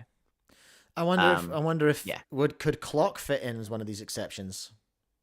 Well, clock's a bit different, you know, because like if you miss-scramble it and you catch the miss-scramble, it doesn't take much time to solve it and try again. You know? Yeah. The reason that these regs are a thing is scrambling a megaminx or a big cube takes quite a while. So if you see the miss-scramble and then you have to solve it again and scramble it again, that takes ages and no one wants to do that. Yeah. Okay. Whereas something like a clock, like people like even me who has basically never practiced clock in my life, I can solve it in like 8 seconds. Right. All right, flex. So it's not like a big deal. Like most cubers can solve a clock in less than 20 seconds. Like even you can solve a clock in less than 20 seconds, right? Yes, I can. Thank you. Like, yeah. So you can solve it and scramble it again, and you've, I don't know, maybe lost 40 seconds or something. That's a big difference to minutes with these big cubes. Yeah. Okay. I hear you. That is a different situation. Very different situation. Because I suppose when you're coming into those, I mean, do we count clock as a sprint event now? I suppose we probably do. Yeah, but clock is definitely a sprint event. When you're into those sprint events, then you really are having significant impact on the solve with a miss scramble. So there has to be a line somewhere, and I suppose it's 5x5. I suppose that's where the line is. Alrighty, let's go to the last one. Allow certain extras to be scrambled on an unsolved puzzle. Huh? Yeah. This is just like another time-saving thing. Like say I send out a 6x6 to, I don't know, Elias or whatever, and he's inspecting, and the judge forgets to start the stopwatch or something, and Elias is sat there with a scrambled 6x6 waiting for the 8-second call, and the judge is like beep beep beep beep beep on the stopwatch. You know? Yeah, okay. That's a simple extra. Caleb walks over and he's like, all right, here's an extra. As of now, Elias would be required to then solve that 6x6, spend 2 minutes solving that, hand it back, take it to the scramble table. I do the extra scramble, and then it goes back out to him. Now we're just allowing that, because miss scrambles are allowed anyway, you know? Like we don't have to get it correct. So now he can just send that scrambled 6x6 back to me, and I do the extra without having to solve that 6x6. Perfect. And then it goes and that makes sense, and we can just align that with the previous one and just make it the same puzzles in the same circumstances. Yeah, It is. That makes a That's lot of exactly sense. what it is. Manu in the chat saying this Obviously, is the best reg change of all time. yeah, it's a good one. And honestly, I know people who kind of do this already, you know, because it's seen like what's the difference between this and just mis-scrambling a 6x6, you know? I don't know anybody who would have done this on a 5x5 or a megaminx, but for a 6x6 or a 7x7, there's no difference between this and sending out a miss-scramble. So yeah, this is another great one. For megaminx and 5x5, there's more delegate discretion because it's like, mate, it really doesn't take that long to solve it and scramble it again. And scrambles can make a big difference for that as well. Like, I looked at the scramble for the recent like 5x5 NR single for the UK, and like the white center had like all of this done on the white center, you know? So scrambles for 5x5 can make a big difference. So if you've got somebody who could get NR, I don't expect a delegate to allow any of this. But no, another great decision. Saves a bunch of time. I'm happy. Okay. So this is what they are doing. In your opinion, what are the ones that what are the one are there standouts for you that aren't being hit yet? You know what I mean? I'm putting you on the spot now, but the big one is miss scrambles. You know, obviously they've been thrown with this world's controversy recently, and that was before they were coming up with all these proposals. But miss scrambles have been an issue for years. You know, for like years we've seen. I know Sebastian Lee, he lost a world record because of a tip miss scramble in Pyraminx. Carter Thomas, he lost a WR clock average because of a miss scramble. Oh, I didn't know that. I know his name. Our recent UK comp, there was the clock podium for UK championships was changed because of a miss scramble found afterwards. I think Noah Swore had a miss scramble in like North American champs last year. Like it's been a problem, and the solution at the moment is not a solution. It just penalizes our top cubers. So what I would have liked to see some changes made there, allows a little more delegate discretion, just allow more discretion in general, especially with these stupid cases where it's like they actually had to do more moves because of the scramble. I think it's probably unrealistic to see it in this round of regs changes, though, after the World Championships brought it back into the spotlight, because they would have had this probably drafted before. Yeah. Before that. But like, I was telling people about these issues like early last year, you know, and it's been an issue for longer than that. So I would have hoped that they already would have been thinking about it. I'm just learning about the full scale of it at the moment, you know, trying to put together a timeline of when these things have happened and what the result has been. And it's like, the more I look into it, the more I'm like, oh wow, yeah, this is not new. This is really not new. It's very much not new. We've seen 2 world records in the last like couple years taken because of this. I think maybe even more, but at least 2 world records. Well, while you're here, what's your big idea for it? What's your solution? Do you have one idea that you prefer?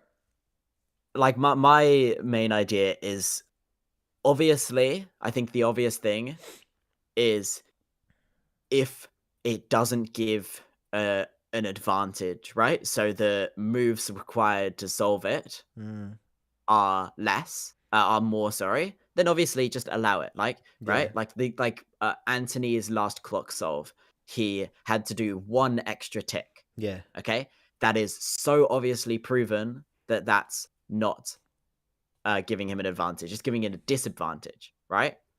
Yeah.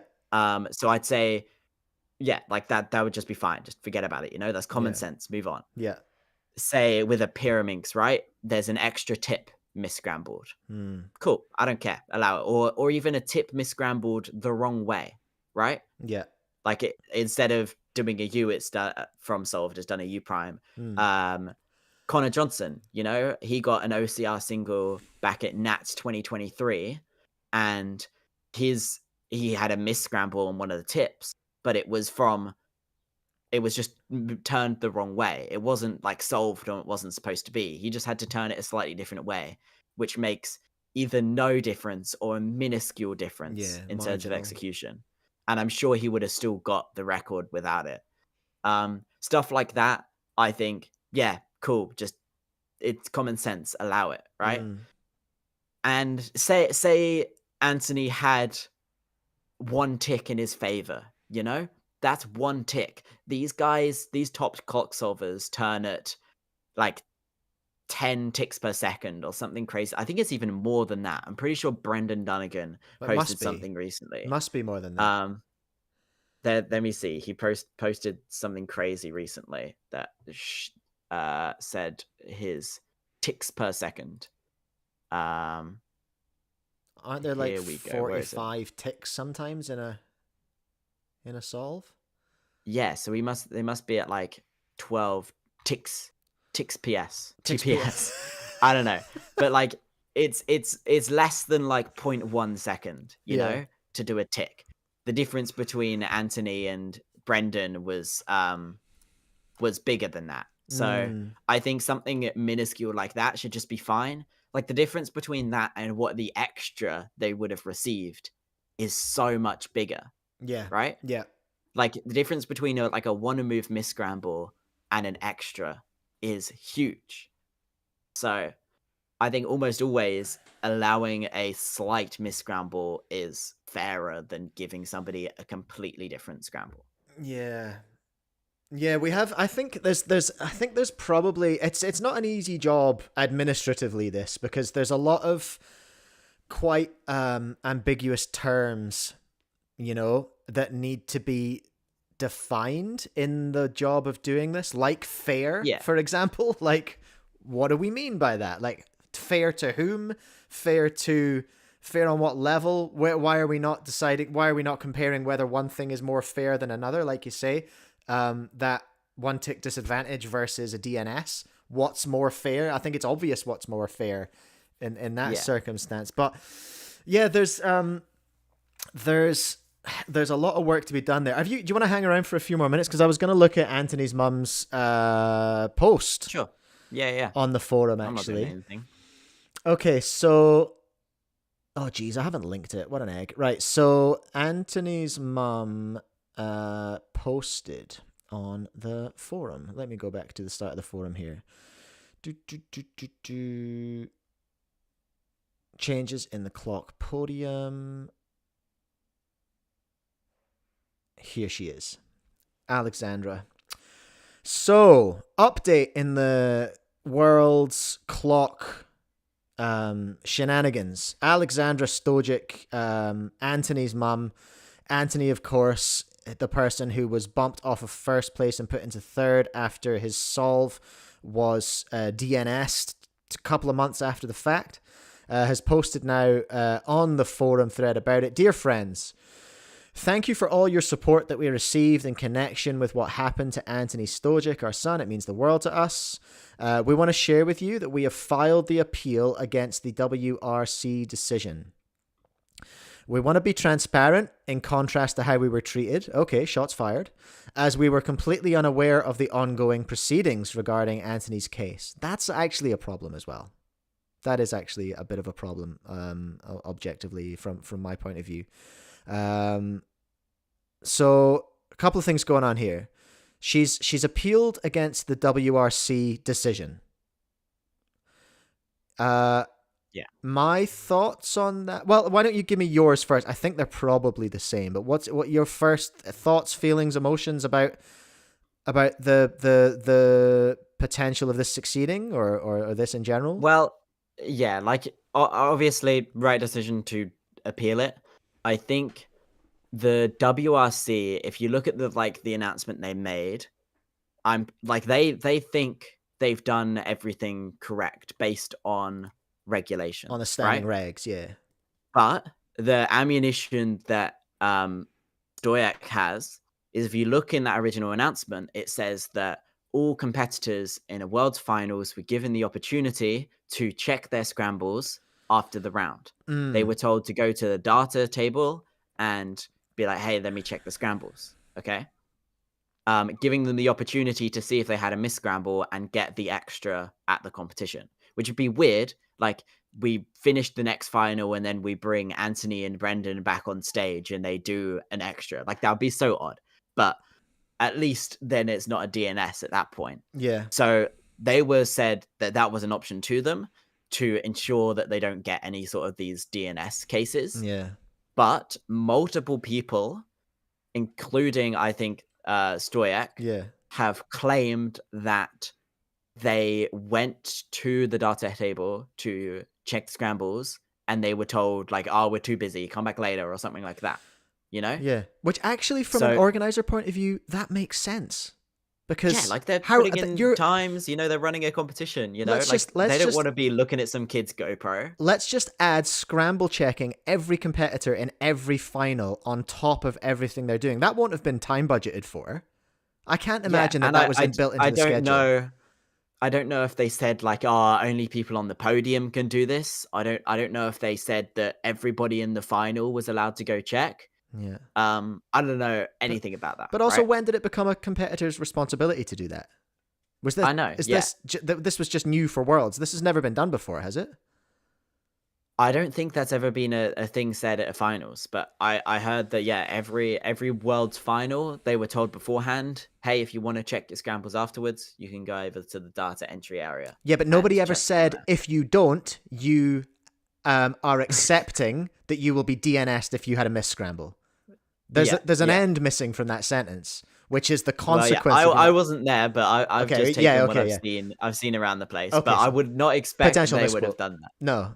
So yeah, I think there is a small chance they get this revoked because of that. If they have multiple accounts from finalists who were denied the opportunity to check their scrambles, I think that is strong enough ammunition to say, like, hey, like, this is wrong. You know, we did everything, every single thing we were supposed to do. I solved, like, I went and I tried to get my scrambles checked and whatever. Like, nothing was in my hands. Like, I did everything you wanted me to do, and I'm getting a DNS. Like, what's going on, right? Yeah, because obviously it's not their fault that it was a misscramble. But what WRC is saying is, hey, we gave you an opportunity to take the scrambles and you didn't take that opportunity. So it's your fault that we're DNSing it, right? But they're claiming that they did try and they were told they weren't allowed. Yeah, Michael Tripodi in the chat has just said the "and" part was definitely not stated in the finals briefing. Okay, yeah, that's good. And Michael was in a final as well. Yeah, so. and so ultimately, as much as you can be emotional and be like, this is unfair, I can't believe this has happened to this person, I feel like I can stand back and I can go, well, there is clear evidence of a systems failure here. The WCA tried to put in a system to not malicious. They put in a system to try and, what's the word?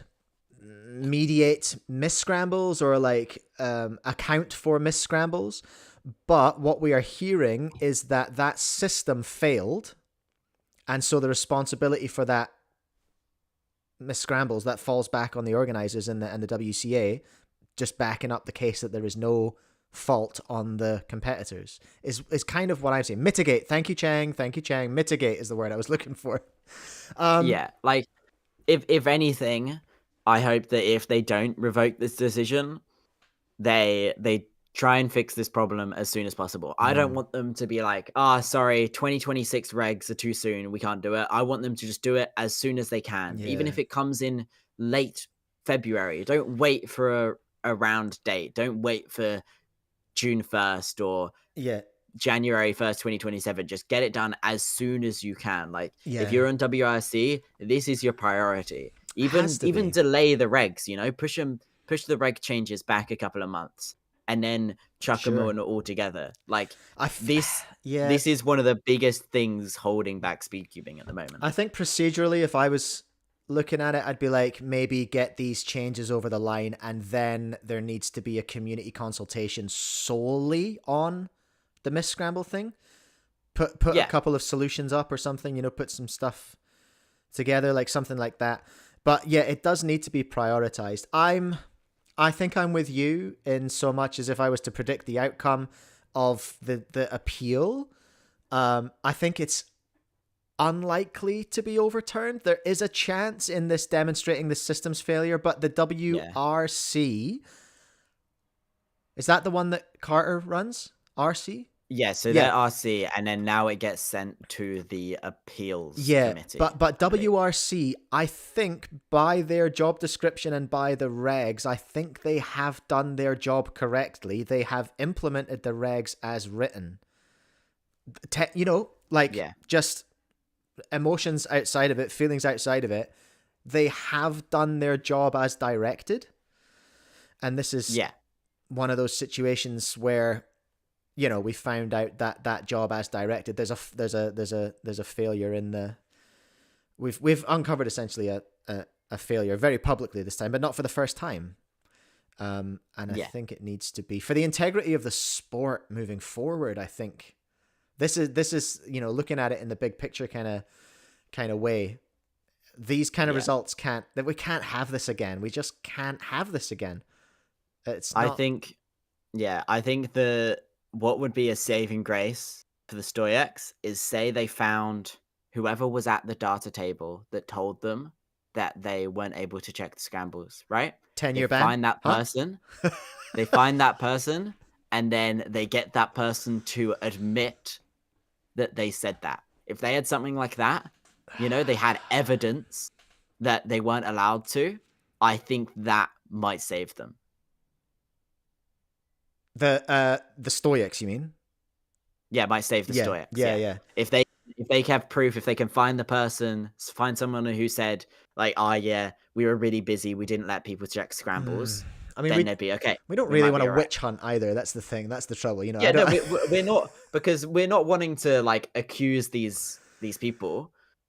Because they were probably really busy, really busy. Worlds, they would have had a lot of pressure. Expecting something like this to happen. We just need them to be able to say, like, this is 100% true. We were swamped with trying to get data entry done or double checking done or whatever. We weren't able to do it at the time. And then the Stoics just have proof that that wasn't an opportunity given to them. And I will point out that I can empathize with that. Like I can totally believe that someone at the data table was just like, bro, are you joking? No, not right now. I can't check your scrambles. Just like you said, no, I can't look at every Timmy's GoPro. What are you doing? Because they shouldn't have been, and again, I don't think they should have been put in that position. I think that's a terrible idea, a terrible system, and as demonstrated, it failed as a system. Yeah.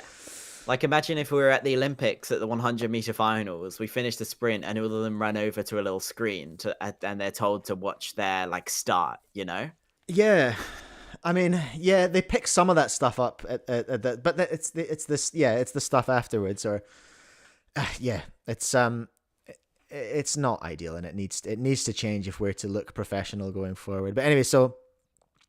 The second problem was, we want to be transparent in contrast to how we were treated, as we were completely unaware of the ongoing proceedings regarding Antoni's case. So I've actually been in touch with Antoni's mom, and they didn't know. They didn't know that the investigation was happening. Yeah, and that's an issue. Yeah, but that's unusual because I know of there is another clock record that's been looked into, and they do know that it's being investigated. So I don't know why there's inconsistency there. We have an unplugged microphone situation. Chris is having a brief fat-handed user error. It's okay. He's back. We got you. I don't know what you're on about. So that's a problem as well, that they weren't communicated with properly. We got Curious Nick. Do we know when they started investigating? We don't actually. We don't know who snitched. Somebody snitched. Yeah, who snitched? Who snitched? They need to be banned. DNS their souls. 20-year ban. DNS. Of course, we're joking. Curious Nick was staff at Worlds as well, and Nick has said, I don't think they were aware that the scramble checking didn't work as announced. I think that's possibly true. I think during the investigation, the WRC may not have known that there were problems with their system. They may have worked on the assumption that their system was great and it worked really well. Yeah. Okay, so yeah, just to finish Alexandra's statement, and I'm sorry for my earlier pronunciation of stoic. I've been pronouncing it with a hard J, like an idiot. Worst Eurotrash ever. We cannot say much, but we wish to clearly express our opposition to the use of regulations to penalize an innocent competitor where the overriding spirit of the WCA is fair play. Can't really argue with that. We strongly believe that treating our son in this manner is far from fair, and we trust that the appeals committee will recognize this and make the only right and common sense decision. I would also like to add that no one knows how much stress, sleepless nights, and hundreds of hours of analyzing the situation it's cost us and Antoni. It's very easy to break someone with a single decision, and our hearts break as we see how this situation has affected our entire family, but especially Antoni, whom we have always taught that if he works hard and remains honest, he will achieve success. And I honestly, that is so fair. That is so fair.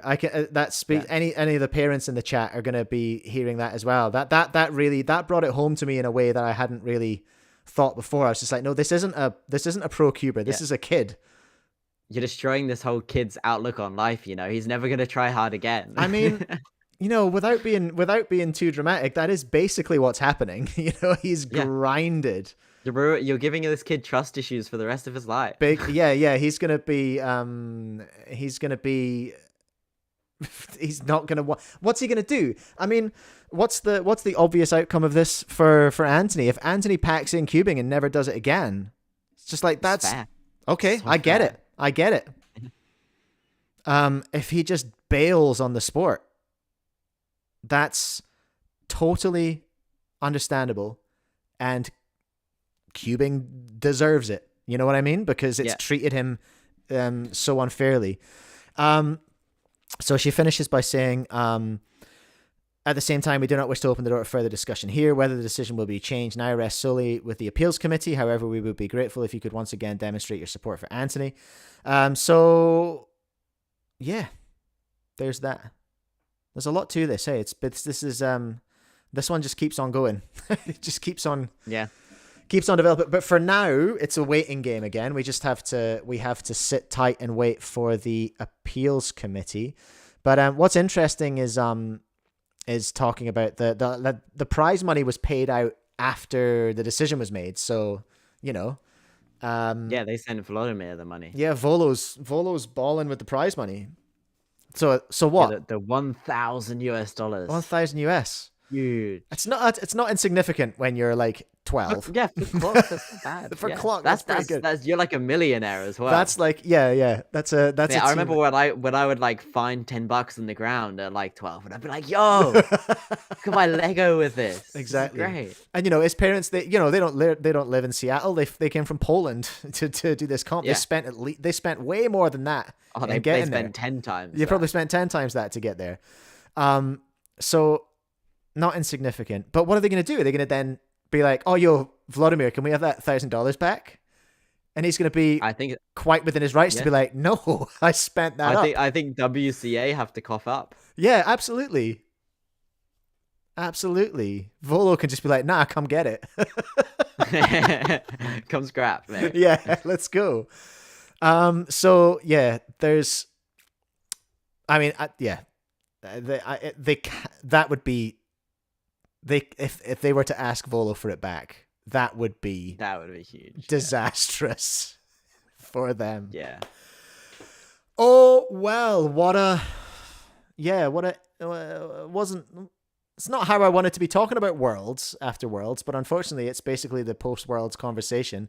Apart from the amazing story that Laser Monkey told about Timon's 5x5 world record. Yeah. I imagine you've watched that. I have watched that. I was watching that while scrambling at a comp a couple of weekends ago. Oh, were you really? You were totally paying attention. I knew they were. He was making it. Yeah, you would have seen that. And I was waiting for it to drop, and I'm like, "Oh, okay. Stop focus on scrambling. Send out some missed scrambles, and we'll watch this." How many rounds were DNF'd in that comp? Alrighty. Hey, Chris, thank you so much for joining us. We'll leave you there. I appreciate you guiding us through the new reg proposals. I've got some other things to yap about, so I'm going to go ahead and do that. Thank you very much. Love your work. Talk to you soon. See ya. Bye. Chris Mills, everyone. Show some love in the chat. Wow. Lots of interesting reg stuff. Love to see that statement from Alexandra. I thought that was pretty cool. I'm glad that it's being appealed. I think there's a high chance that the appeal won't work. But I just hope that we can, like I've said before, I think my position has been fairly steady through all of this. I just hope that they can make some changes. I saw Manu, the typical reg amendment cycle is yearly, same as the other reg updates the guys covered earlier. Yeah, I feel like this should be able to override that schedule, you know what I mean? Because it seems quite important. Oh, I don't know if I want to talk about more clock stuff. There's so much to look at. There's a Cubemaster vid about it. There's a Polish cuber, a Polish perspective on it, which involves listening to some AI dubbing. Maybe we'll take a look at that. The Cubemaster video about the situation is very good. It's worth taking a look at. But I thought it'd be interesting to see what the Polish community are feeling about it. Where is the? Hold on a minute. Is this the right video?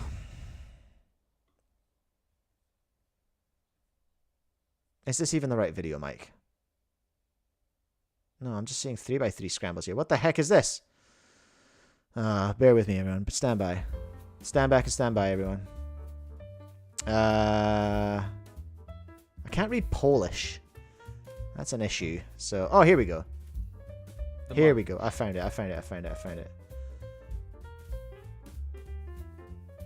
Okay. I wanted to take a look at this. I think it's worth it, everyone. I think it's worth it. Okay. I think it's worth it. This is Ruby Trainer. From Poland. Durable controversy. Okay, it is an AI overdub voice. Oh, for goodness sake, look at my face. What is this? What? I hate you so much, Discord. Why do you do this to me every time? Ugh. If anyone can suggest a solution for this, apart from just not being such a boomer, that would be ideal. But every time I open Discord, it cooks all my angles. And we have to do this dance. Anyway, Ruby Trainer. WCA strips a pole of the World Championship title. Shock! Cops called. We'll start with the scandal that erupted at the end of August due to the WCA's decision regarding the July World Championships.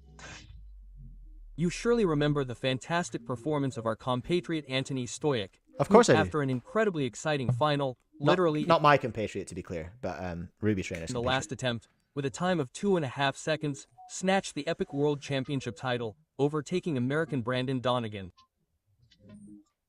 Unfortunately, all these emotions, all these beautiful moments, were marred by gold with the WCA decision announced by Carter Kakala, head of the rules team. To summarize the official announcement, during the video review, an error was found in the scrambling algorithm during our competitor's second attempt. We know this, of course. Consequently, according to the rules, in such a situation, the competitor must receive an additional solve, the result of which replaces the faulty one. So that's our Otherwise, DNS. That's the our faulty DNS result noise. is converted to a DNS error, which, let's face it, is the same for the competitor as a DNF, disqualification of the attempt. Therefore, the WCA announced that Antoni Stoic's failure to complete this solve drops him to 3rd place. True. And because Brandon Donegan also got hit in the same way, Volodymyr Kapustyanski is now the world champion. Oh no, just oh no, God, do you see this? We're getting some deep, dank Polish memes here. In fine words, with a clear... Yes, Clement, you were gifted a subscription earlier when Sarcastic Mike won the MSL. Concern for the regulations, the WCA is robbing this guy of his championship title, robbing him, disregarding the rationality of both the decision itself and those unfortunate regulations. The Poles are upset. robbing him, completely disregarding the situation, but totally regarding, nay, over-regarding the regs. This is the issue, isn't it? Sparked outrage not only in Poland but also across almost the entire WCA community. But let's go through this step by step. The competitor was penalized for an error that wasn't his fault, but rather someone from the technical staff. At the World Championships, I didn't timestamp this to the bit I wanted to talk about. I'm so sorry, so I'm going to have to just keep rolling many through people this were explainer responsible for the for anyone who correctness missed of the it. scrambles, and in the finals, before the cube was allowed to take the stage after the scramble, it had to undergo an additional verification by the staff, who double-checked the scramble. Despite this, an error occurred, which was officially blamed on the runner, the person who carries the cube between zones. Well, that's a little bit of a leap. It was blamed on transportation, and transportation starts, I suppose, when it goes into the cube cover, so it could have been fat-handed into the cube cover. I did see Cube Master actually tested this. He was like, how much can I rattle a clock around till it changes by one click? So it could have been fat-handed into the cover. It could have been fat-handed out of the cover. That could have been the runner or the judge or the scrambler. So to say it was the runner's fault is not like... I think I'm well-actuallying Ruby just a little bit here. I think I'm dropping a little well-actually. That it's not... They're not suggesting that it was the runner's fault. They're suggesting that it happened in transit to the station, which actually is 3 people involved. The scrambler, the runner, and the judge. Okay, even if that were the case, why punish a competitor for it? But that doesn't add up either. Look at the containers the puzzles were carried in. How in God's name do you execute a block move in that rigid container? Twisting fat-handed has to have been fat-handed. A tip in a pyre or changing the shape in a squeezer. Although squeezer the has its own square one translated to squeezer. I love that. With cloth. I hate solving squeezer. Unless someone deliberately pushed their hands into that cup and influenced the puzzle's positioning. This thread only leads to tournament management. The WCA regulations state that a competitor is responsible for additional scrambling after a round, and the World Championship organizers assure in their press release that they gave all finalists this opportunity. That's actually in the regs. And the World Champ... Oh, it's a recommendation. Oh, no. Okay, this is a mistranslation. This is the regulation that says competitors expected to meet these criteria should have their scrambles checked by a second scrambler before being sent out. Okay. Regulations state that a competitor is responsible for additional scrambling after a round, and the World Championship organizers assure in their press release that they gave all finalists this opportunity. And that's also untrue. Competitors in many finals attempted to exercise this right at the event and were either refused, or such verification required a day-long wait and a parade of formalities. So unfortunately, this is another one where we don't have actual evidence, like what Chris was saying. We don't have anyone from the data entry or scrambling team who has said, yeah, we did actually say we can't do that right now. That has not come forward, so we just have the word of the people who tried to get their scrambles checked. So Antoni and Brendan, the competitors, and some other Square One people as well. We have their word that they asked to have their scrambles checked, and we have the word of the scramble double checkers to say that the scrambles went out okay. So that's why I've been raising that as a concern, because we're unfortunately because of the situation, we have ended up in a he says she said, right? Wherein the WCA says, well, the scrambles were double checked, so they were right, and you should have checked them. And the competitors are going, well, we couldn't check them. But it's he says, she says, unfortunately. Do you understand what I mean by that? There's like no definitive proof of either of those things. So it's Antoni Stoic attempted to gain access to the scrambles several times after his final, a claim confirmed not only by the player's entourage but also by a large portion of the competition's community. Unfortunately, he was denied such permission.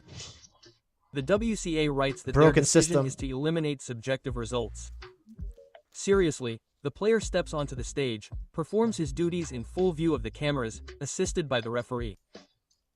You demand that he check the scrambles himself, and punish him for mistakes that only the tournament staff could have made. That ain't right. Bravo. Oof. This is not only... Man, yeah, okay. The polls are spicy. Look out, everyone.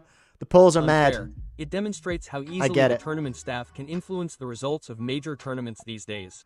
It's not the first time this has happened. The WCA simply doesn't learn from its mistakes. According to In this area, I will probably be inclined to agree with that statement. Analysis, the scramble was... Or they just haven't found a solution that would actually work. It could be that they're stuck. They're like brain locked. They just cannot work out what a good solution would be that doesn't cause future problems. Changed by I can one believe move. that. The change was symbolic, and interestingly, top players believe the resulting routine was even more difficult than the original. This is yet another reason to leave the result unchanged. Have you ever seen a football match changed after a video review? I have seen rugby matches changed, even after actually. Obvious errors by the judges and a video review, the results aren't changed after the event. Of course, the judges are held accountable, and the staff, officials, and so on, face the consequences. Changes are made, but titles aren't stripped of their titles because someone This example's kind of different because it's like immediately obvious. else made a mistake. It's a shame, and instead of the organization's good name, we once again have blind adherence to absurd regulations that kill the spirit of competitive sportsmanship. Whoa, blind adherence to absurd regulations. This is loaded. This is loaded. Again, I can understand it. Don't agree with that statement entirely. Like blind adherence to absurd regulations. WCA. Blind adherence to absurd regulations is tough. The WRC have a job to do, and that job is to ensure that the regulations are followed to the letter. The WRC's job is not necessarily to change or be or to interpret the rules. They have to they follow them. Their job is not to go, are these rules correct? Their job is to enforce those rules, is my understanding. And that's where we're having a problem. But maybe the appeal will allow that to unravel a bit. I think maybe. Propojanski himself, who received the gold medal after the entire farce, definitely didn't want such a championship. One can only hope that the cancellation and attempt to defend the result will have a positive effect. But looking at the history of recent years, I'm starting to get the impression that this isn't rational management of the organization anymore, but some kind of corporate ideology. Oof. We're still on the... Okay. So, Ruby's mad. Ruby's mad, and he's the representative of Poland. I've decided today. In this instance, he's representing the Polish speedcubing community, and I can understand why he's mad. They should have had a world champion. Now Russia's got it. Vladimir's Russian, right? Hold on a minute. I don't want to be insensitive here.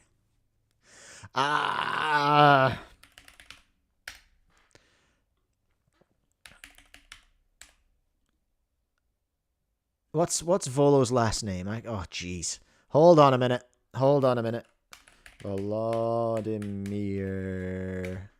No, not Zelensky. How am I going to find... Oh, clock. Where can I find him with Russian clock world record? Volodymyr K. Where's his... Is his WCA linked here? Hold on. We can do this. No. I'm pretty sure he represents Russia, though. If I go to the WCA, we can do this, everyone. We can do this. Rankings, clankings. Volodymyr Kapushtyansk. No, US. I beg your pardon. See, that's what I'm talking about. He's not always been US, though. He's changed, hasn't he? Didn't he change recently? Or am I thinking of someone else? Anyway. Oh, he's previously Ukraine. That's even worse. I said he was Russian. Oh, God.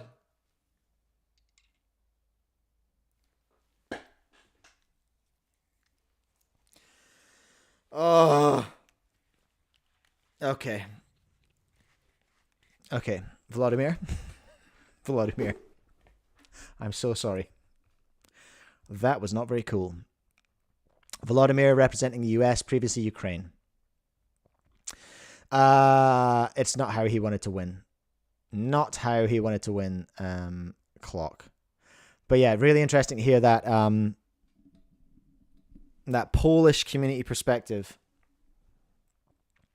I think we'll end on some lighter stuff. Let's take a look at what Chi's up to. Because I have some thoughts. Okay. What are we seeing here, everyone? From Chi. Do they look familiar to you? Because they look familiar to me. They look very like a clock that Chang produced recently.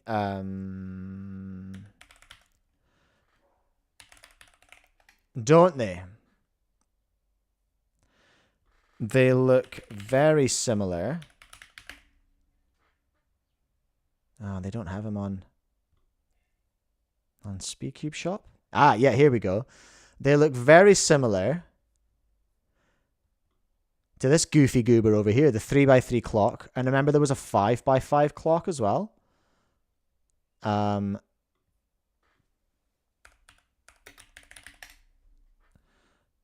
This guy, there we go. This is the guy I'm talking about. So these two here. The Shengshou 3x3. The Shengshou pentagram magnetic clock. The 5x5 clock. That, they did exist.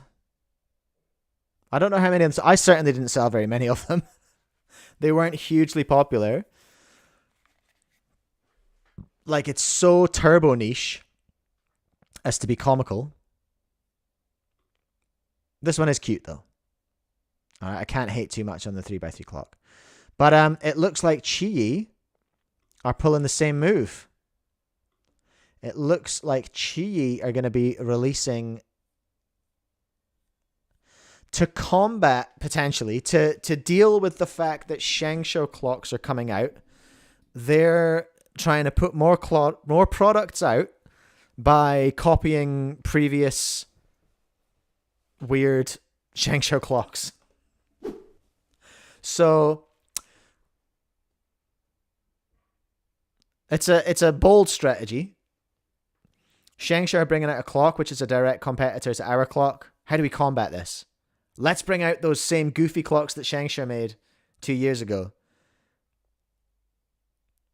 I wonder if they'll be magnetic though. Like they could be quite good. Or they could be certainly very good in comparison to the Shengshou ones.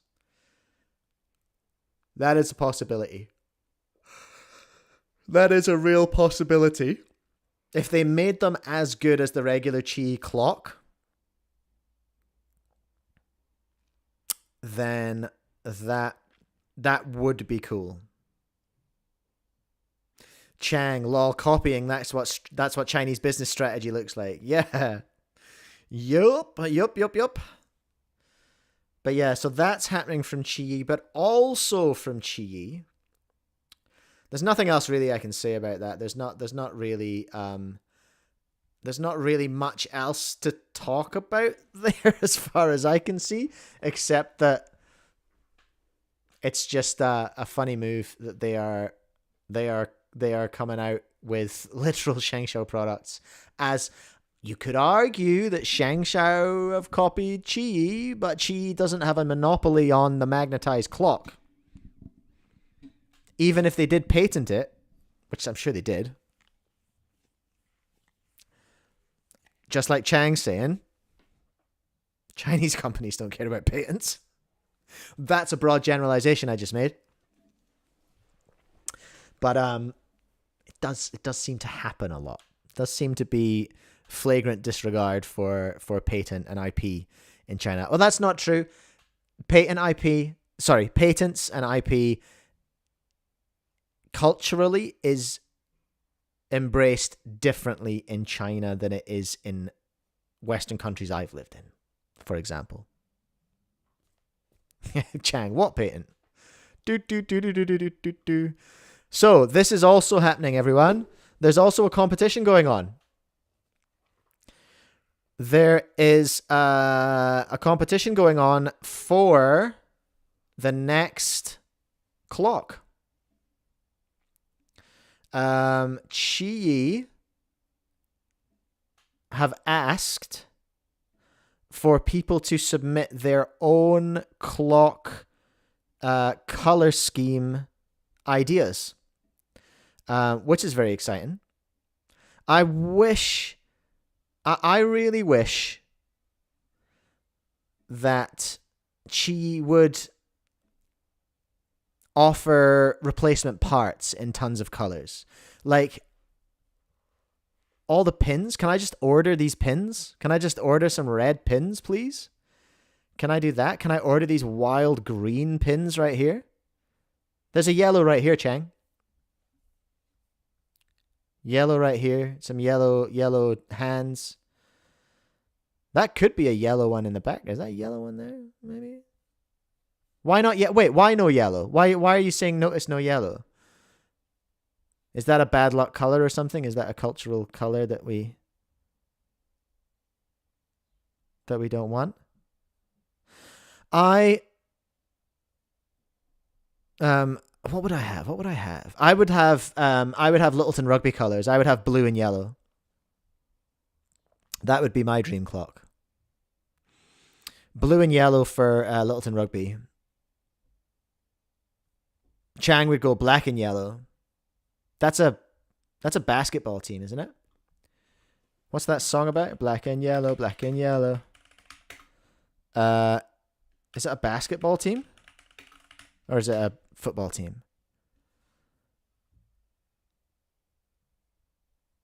Chicago Bulls have sometimes used black and yellow. Is it a football thing?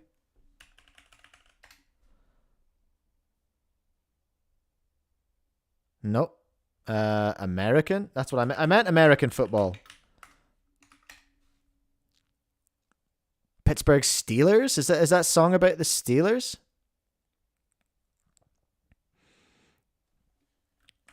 What is black and yellow about? Am I about to find out it's about some, like, gang thing or something? You know what it is. Oh, it is about Pittsburgh. Okay. It is about Pittsburgh. All right. Okay. Fair enough. So we could have a black and yellow Pittsburgh Steelers clock for Chang. That's kind of cool. I feel like you should just be able to order. Oh, didn't they do that? I feel like custom clocks is a thing. I feel like they've done this already.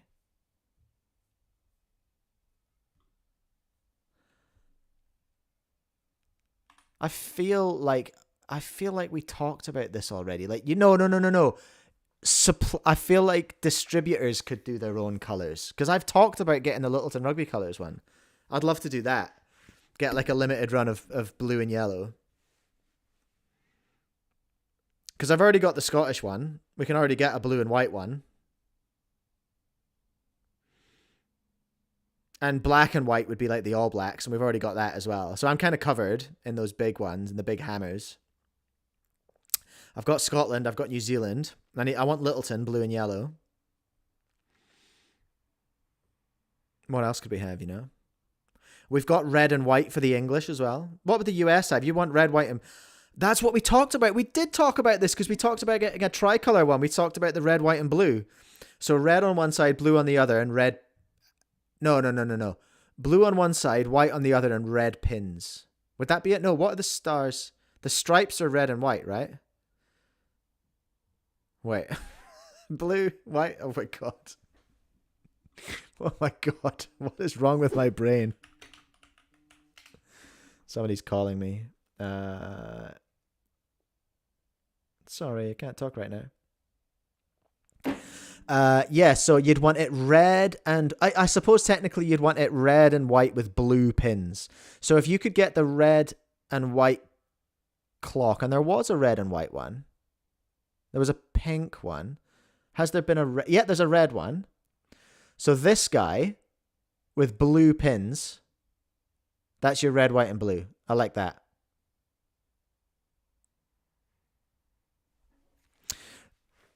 So yeah, red one with blue pins on both sides. There's your red, white, and blue. And that matches, that suits a lot of countries.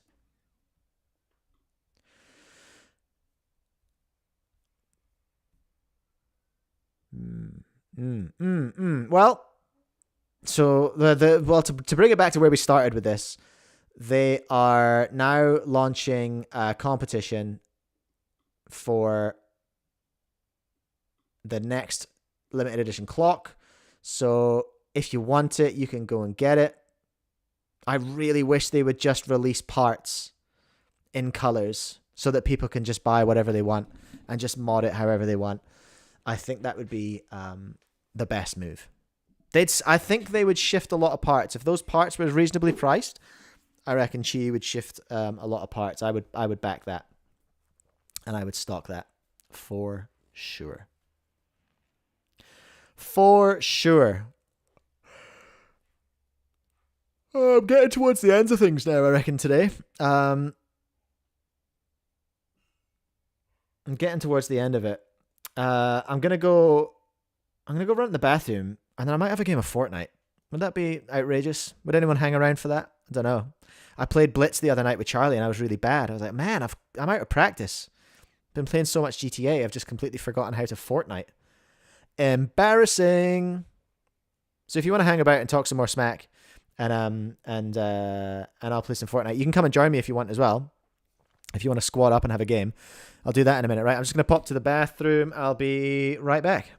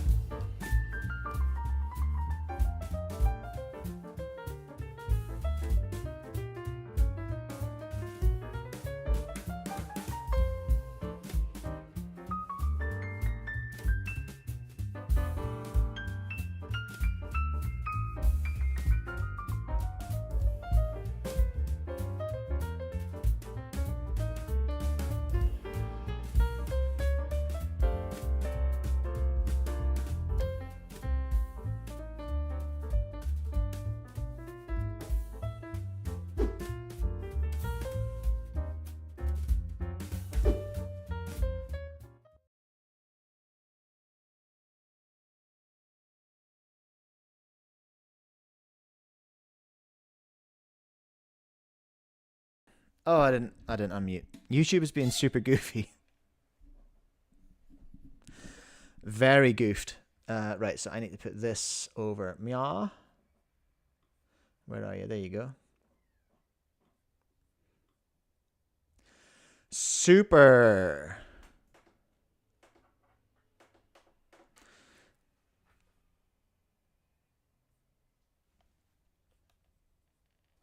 There it is. There it is. Now, where's my screen? There we go. That's going to work, except that this is cooked again. Absolutely cooked. There it is.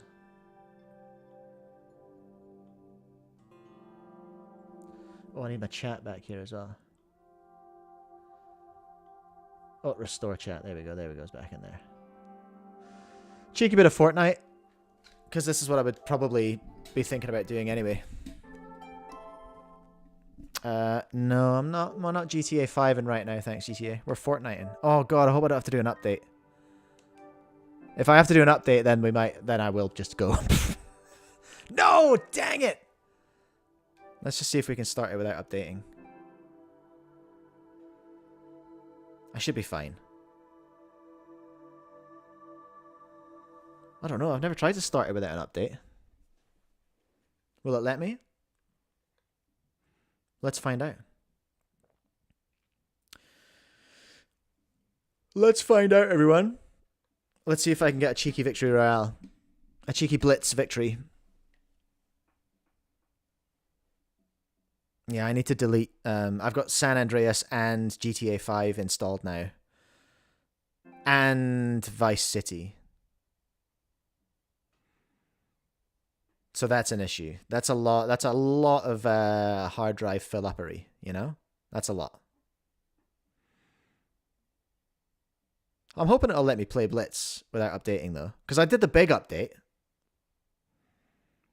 You know? I did what they asked. I did the big update. The minigun's horrible in this version.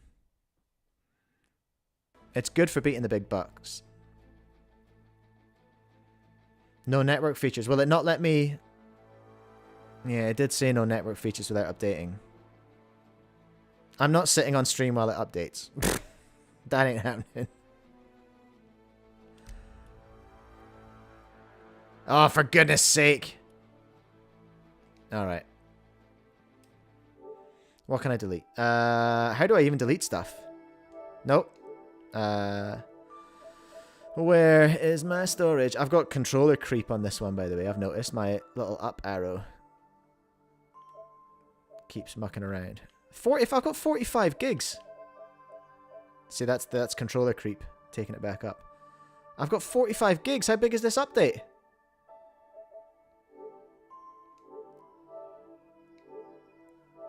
Stop it, controller creep.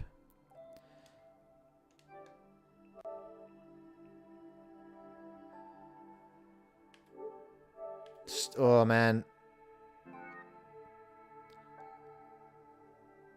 How big is the update?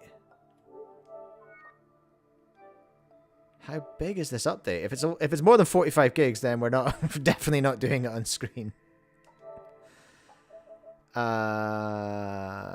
Storage. Yeah, see, we've got five. Oh no, 5 I'm not getting rid of. I've got San Andreas. San Andreas is only 22 gigs. Okay. Canis Canamida, I'm not deleting that. Orange's Cloud. Jeez. Red Dead Redemption 2. I'm not currently playing it, so we'll delete that. I will play it again, but I'm not playing it right now. Red Dead. Delete. Yeah, we'll just get rid of that just now.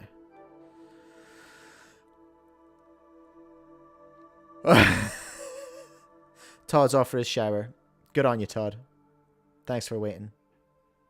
I don't think this is going to happen. If we have to install more than 45 gigs, this is not happening today. But I'm glad I found it now before trying to do the big stream tomorrow, you know what I mean? That's good, at least.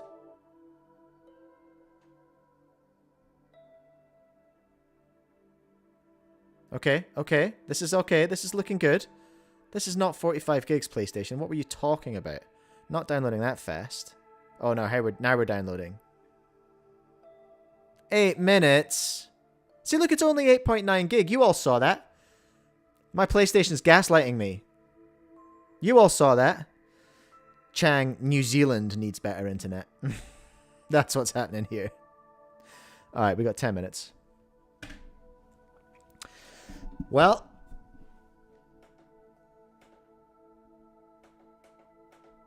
Maybe we are gonna look at something else then. Maybe we are gonna look at something else while that updates. Because I did have other stuff. The Speedcube documentary, Antoni's mum was appealed. We looked at that. The Cube Master video. It's quite a good one. The Polish Cuber's perspective on the podium. We saw that. I wanted to talk about my Cube Club. I want someone else to run the Cube Club next year. But I feel like that's just someone I can shoot as a VOD. We talked about the new regs. We talked about the goofy clocks. We talked about designing the next clock. What else have we got? What have we got? Has anything else come up?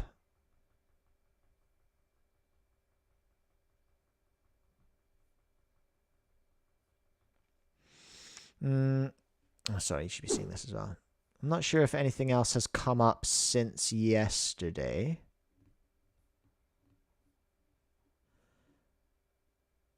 V11 transparent review. Oh, you know what? You know what? Dylan Miller made a post in his Discord earlier about a post that he's made on YouTube. How's that for meta? Oh, wow. It's gone off already. Okay. He has said he's put out a request 3 hours ago.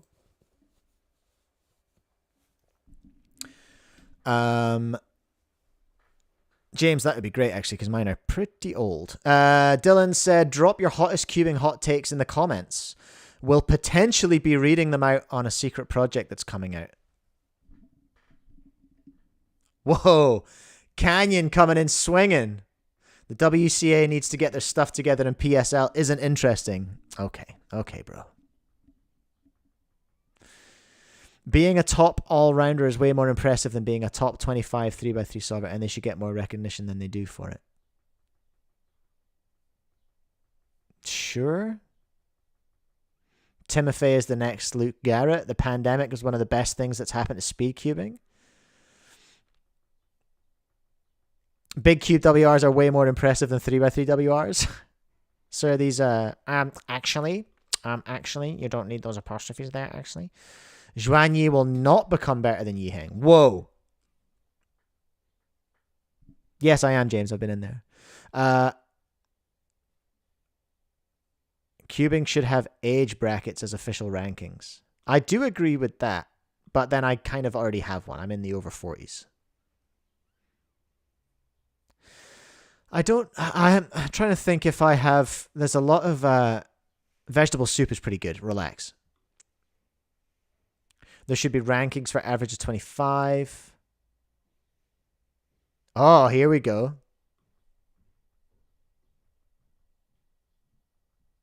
The WCA is far too lenient with cases involving legal adults harassing minors. Just because something might not have happened at a comp does not mean it won't in the future. And I certainly wouldn't want that adult to be allowed to go to a competition where they can meet and get in contact with minors. Ooh. It's not that hot a take, actually. It seems pretty reasonable.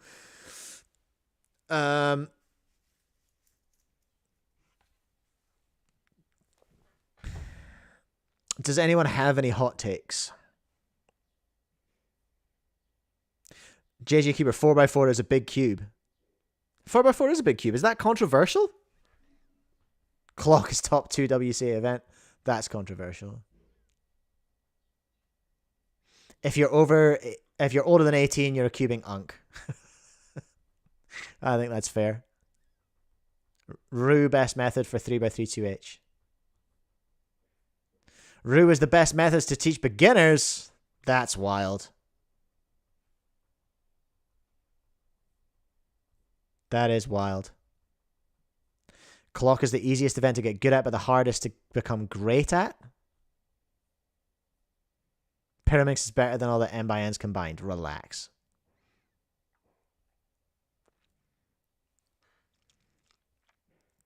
Clock should be removed before any event is added. Come on now. Scube sucks. It is the worst event in the WCA. It's even better than multi-blind. They've misspelled square one.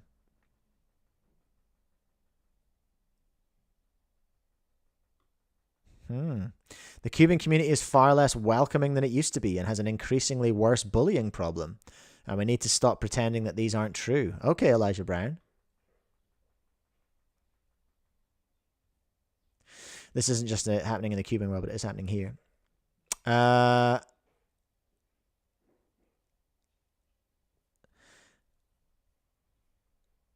Whoa, the MGC Square One actually sucks. It's just the best Square One on the market. It's really bad, though. Whoa.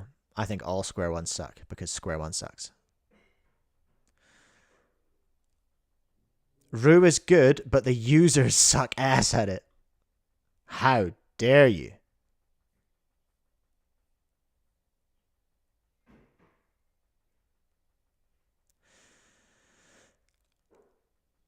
And then Monkey League better than PSL. People love to hate on the PSL. Hey, that's the so what someone said about bullying and all that kind of stuff in 3x3. I'm just gonna come in with the turbo unk takes. That the trouble with all communities is that nuance died a long time ago. You're either a lover of something or you're a hater of something. It's very hard to be vocally ambivalent about something.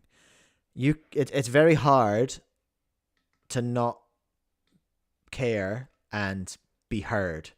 And people are coded to be heard. People want to be heard and recognized for their opinions, and they want to have their opinions validated. So they want to be in a tribe. And how that's manifesting right now is it manifests around events. Like Clock, for example. Cube bad. I'm in the cube. No, sorry, Clock. Yeah, are you Clock good or Clock bad? Do you want Clock banned or do you think Clock's okay? Good or bad? Good or bad? Black and white. Good or bad? And people want to join the side that they think they will, to a point, the side that they agree with most, but the agreeing with is in part the amount that they feel accepted by. So you'll, in one of those yes, no, black, white situations, you'll go to the side that you get most recognition from. And at the moment, in some online cubing spaces regards PSL, you will get more validation and more support by saying PSL bad. And I think that's a big part of the problem there, because really that the person who had there had just been like Monkey League better than PSL. It's just like, is it first of all, it's not. Well, these two things are not competing. These are not sides that you have to choose. They are both working towards the same thing, which is growing cubing. I love Monkey League. Monkey League's amazing. PSL is also good. It's literally not a competition. I'll watch both. I'll watch both because I'm interested in head-to-head cubing and I think it's great. But why do we have to go this or that? Why does everything always have to be boiled down to this or that? That's what upsets me. And that's what makes me scowl. And what makes me sad, and what just makes me... It does make me sad about just the future of like the actual human race, but the future of our sport, because it's sad to see that stuff happening in our little sport, which doesn't need to be taken down from the inside. It needs to be grown, to be bigger, to be more, just to be more fun and be more known and more supported. And it's just like in Dylan's post, drop your hottest cubing hot takes in the comments. And two of them that I've seen, and Dylan Miller's a featured athlete by PSL. They're just giving him grief about PSL. It's just like, why are you doing that? Do you support your man or not? Do you support your boy or not? Like, I don't know. I'm old and I'm disillusioned, and I'm just worried about how we talk about stuff. We're all Reddit brained. Yes or noers. Reddit brain team one thing or the other. And it gives me the creeps. It gives me the creeps. How long are we looking at here? 6 minutes. All right, this ain't happening today. This ain't happening today. I am gonna peace out and go and live my life. Oh, a brutal 4 days coming up. So I might just get some rest, honestly. I might just lie down and have a nap before the school run and stuff. Anyway, thank you so much for joining, everyone. I really appreciate you having you all here. Thank you so much to all the members who I forgot to read out today at the start of the stream. But Coca joined and we got a couple. Clement got a membership and somebody else got a membership as well. Thank you, John and James, for dropping those. We appreciate that very much here at the Cubecast Industrial Complex. Thank you for hanging out. Appreciate you, everyone. I'm going to attempt to stream tomorrow and watch the full speedcubing documentary by our man Paul, not James. That's my plan tomorrow. So I'll be online tomorrow if you're around. It'd be great to see you. I'm going to peace out right now. Love your work, everyone. I will see you probably tomorrow, if not next week. And there'll be VODs up every day as well. I got you covered. All your cubing slop needs right here at SpeedCube NZ. Bye-bye.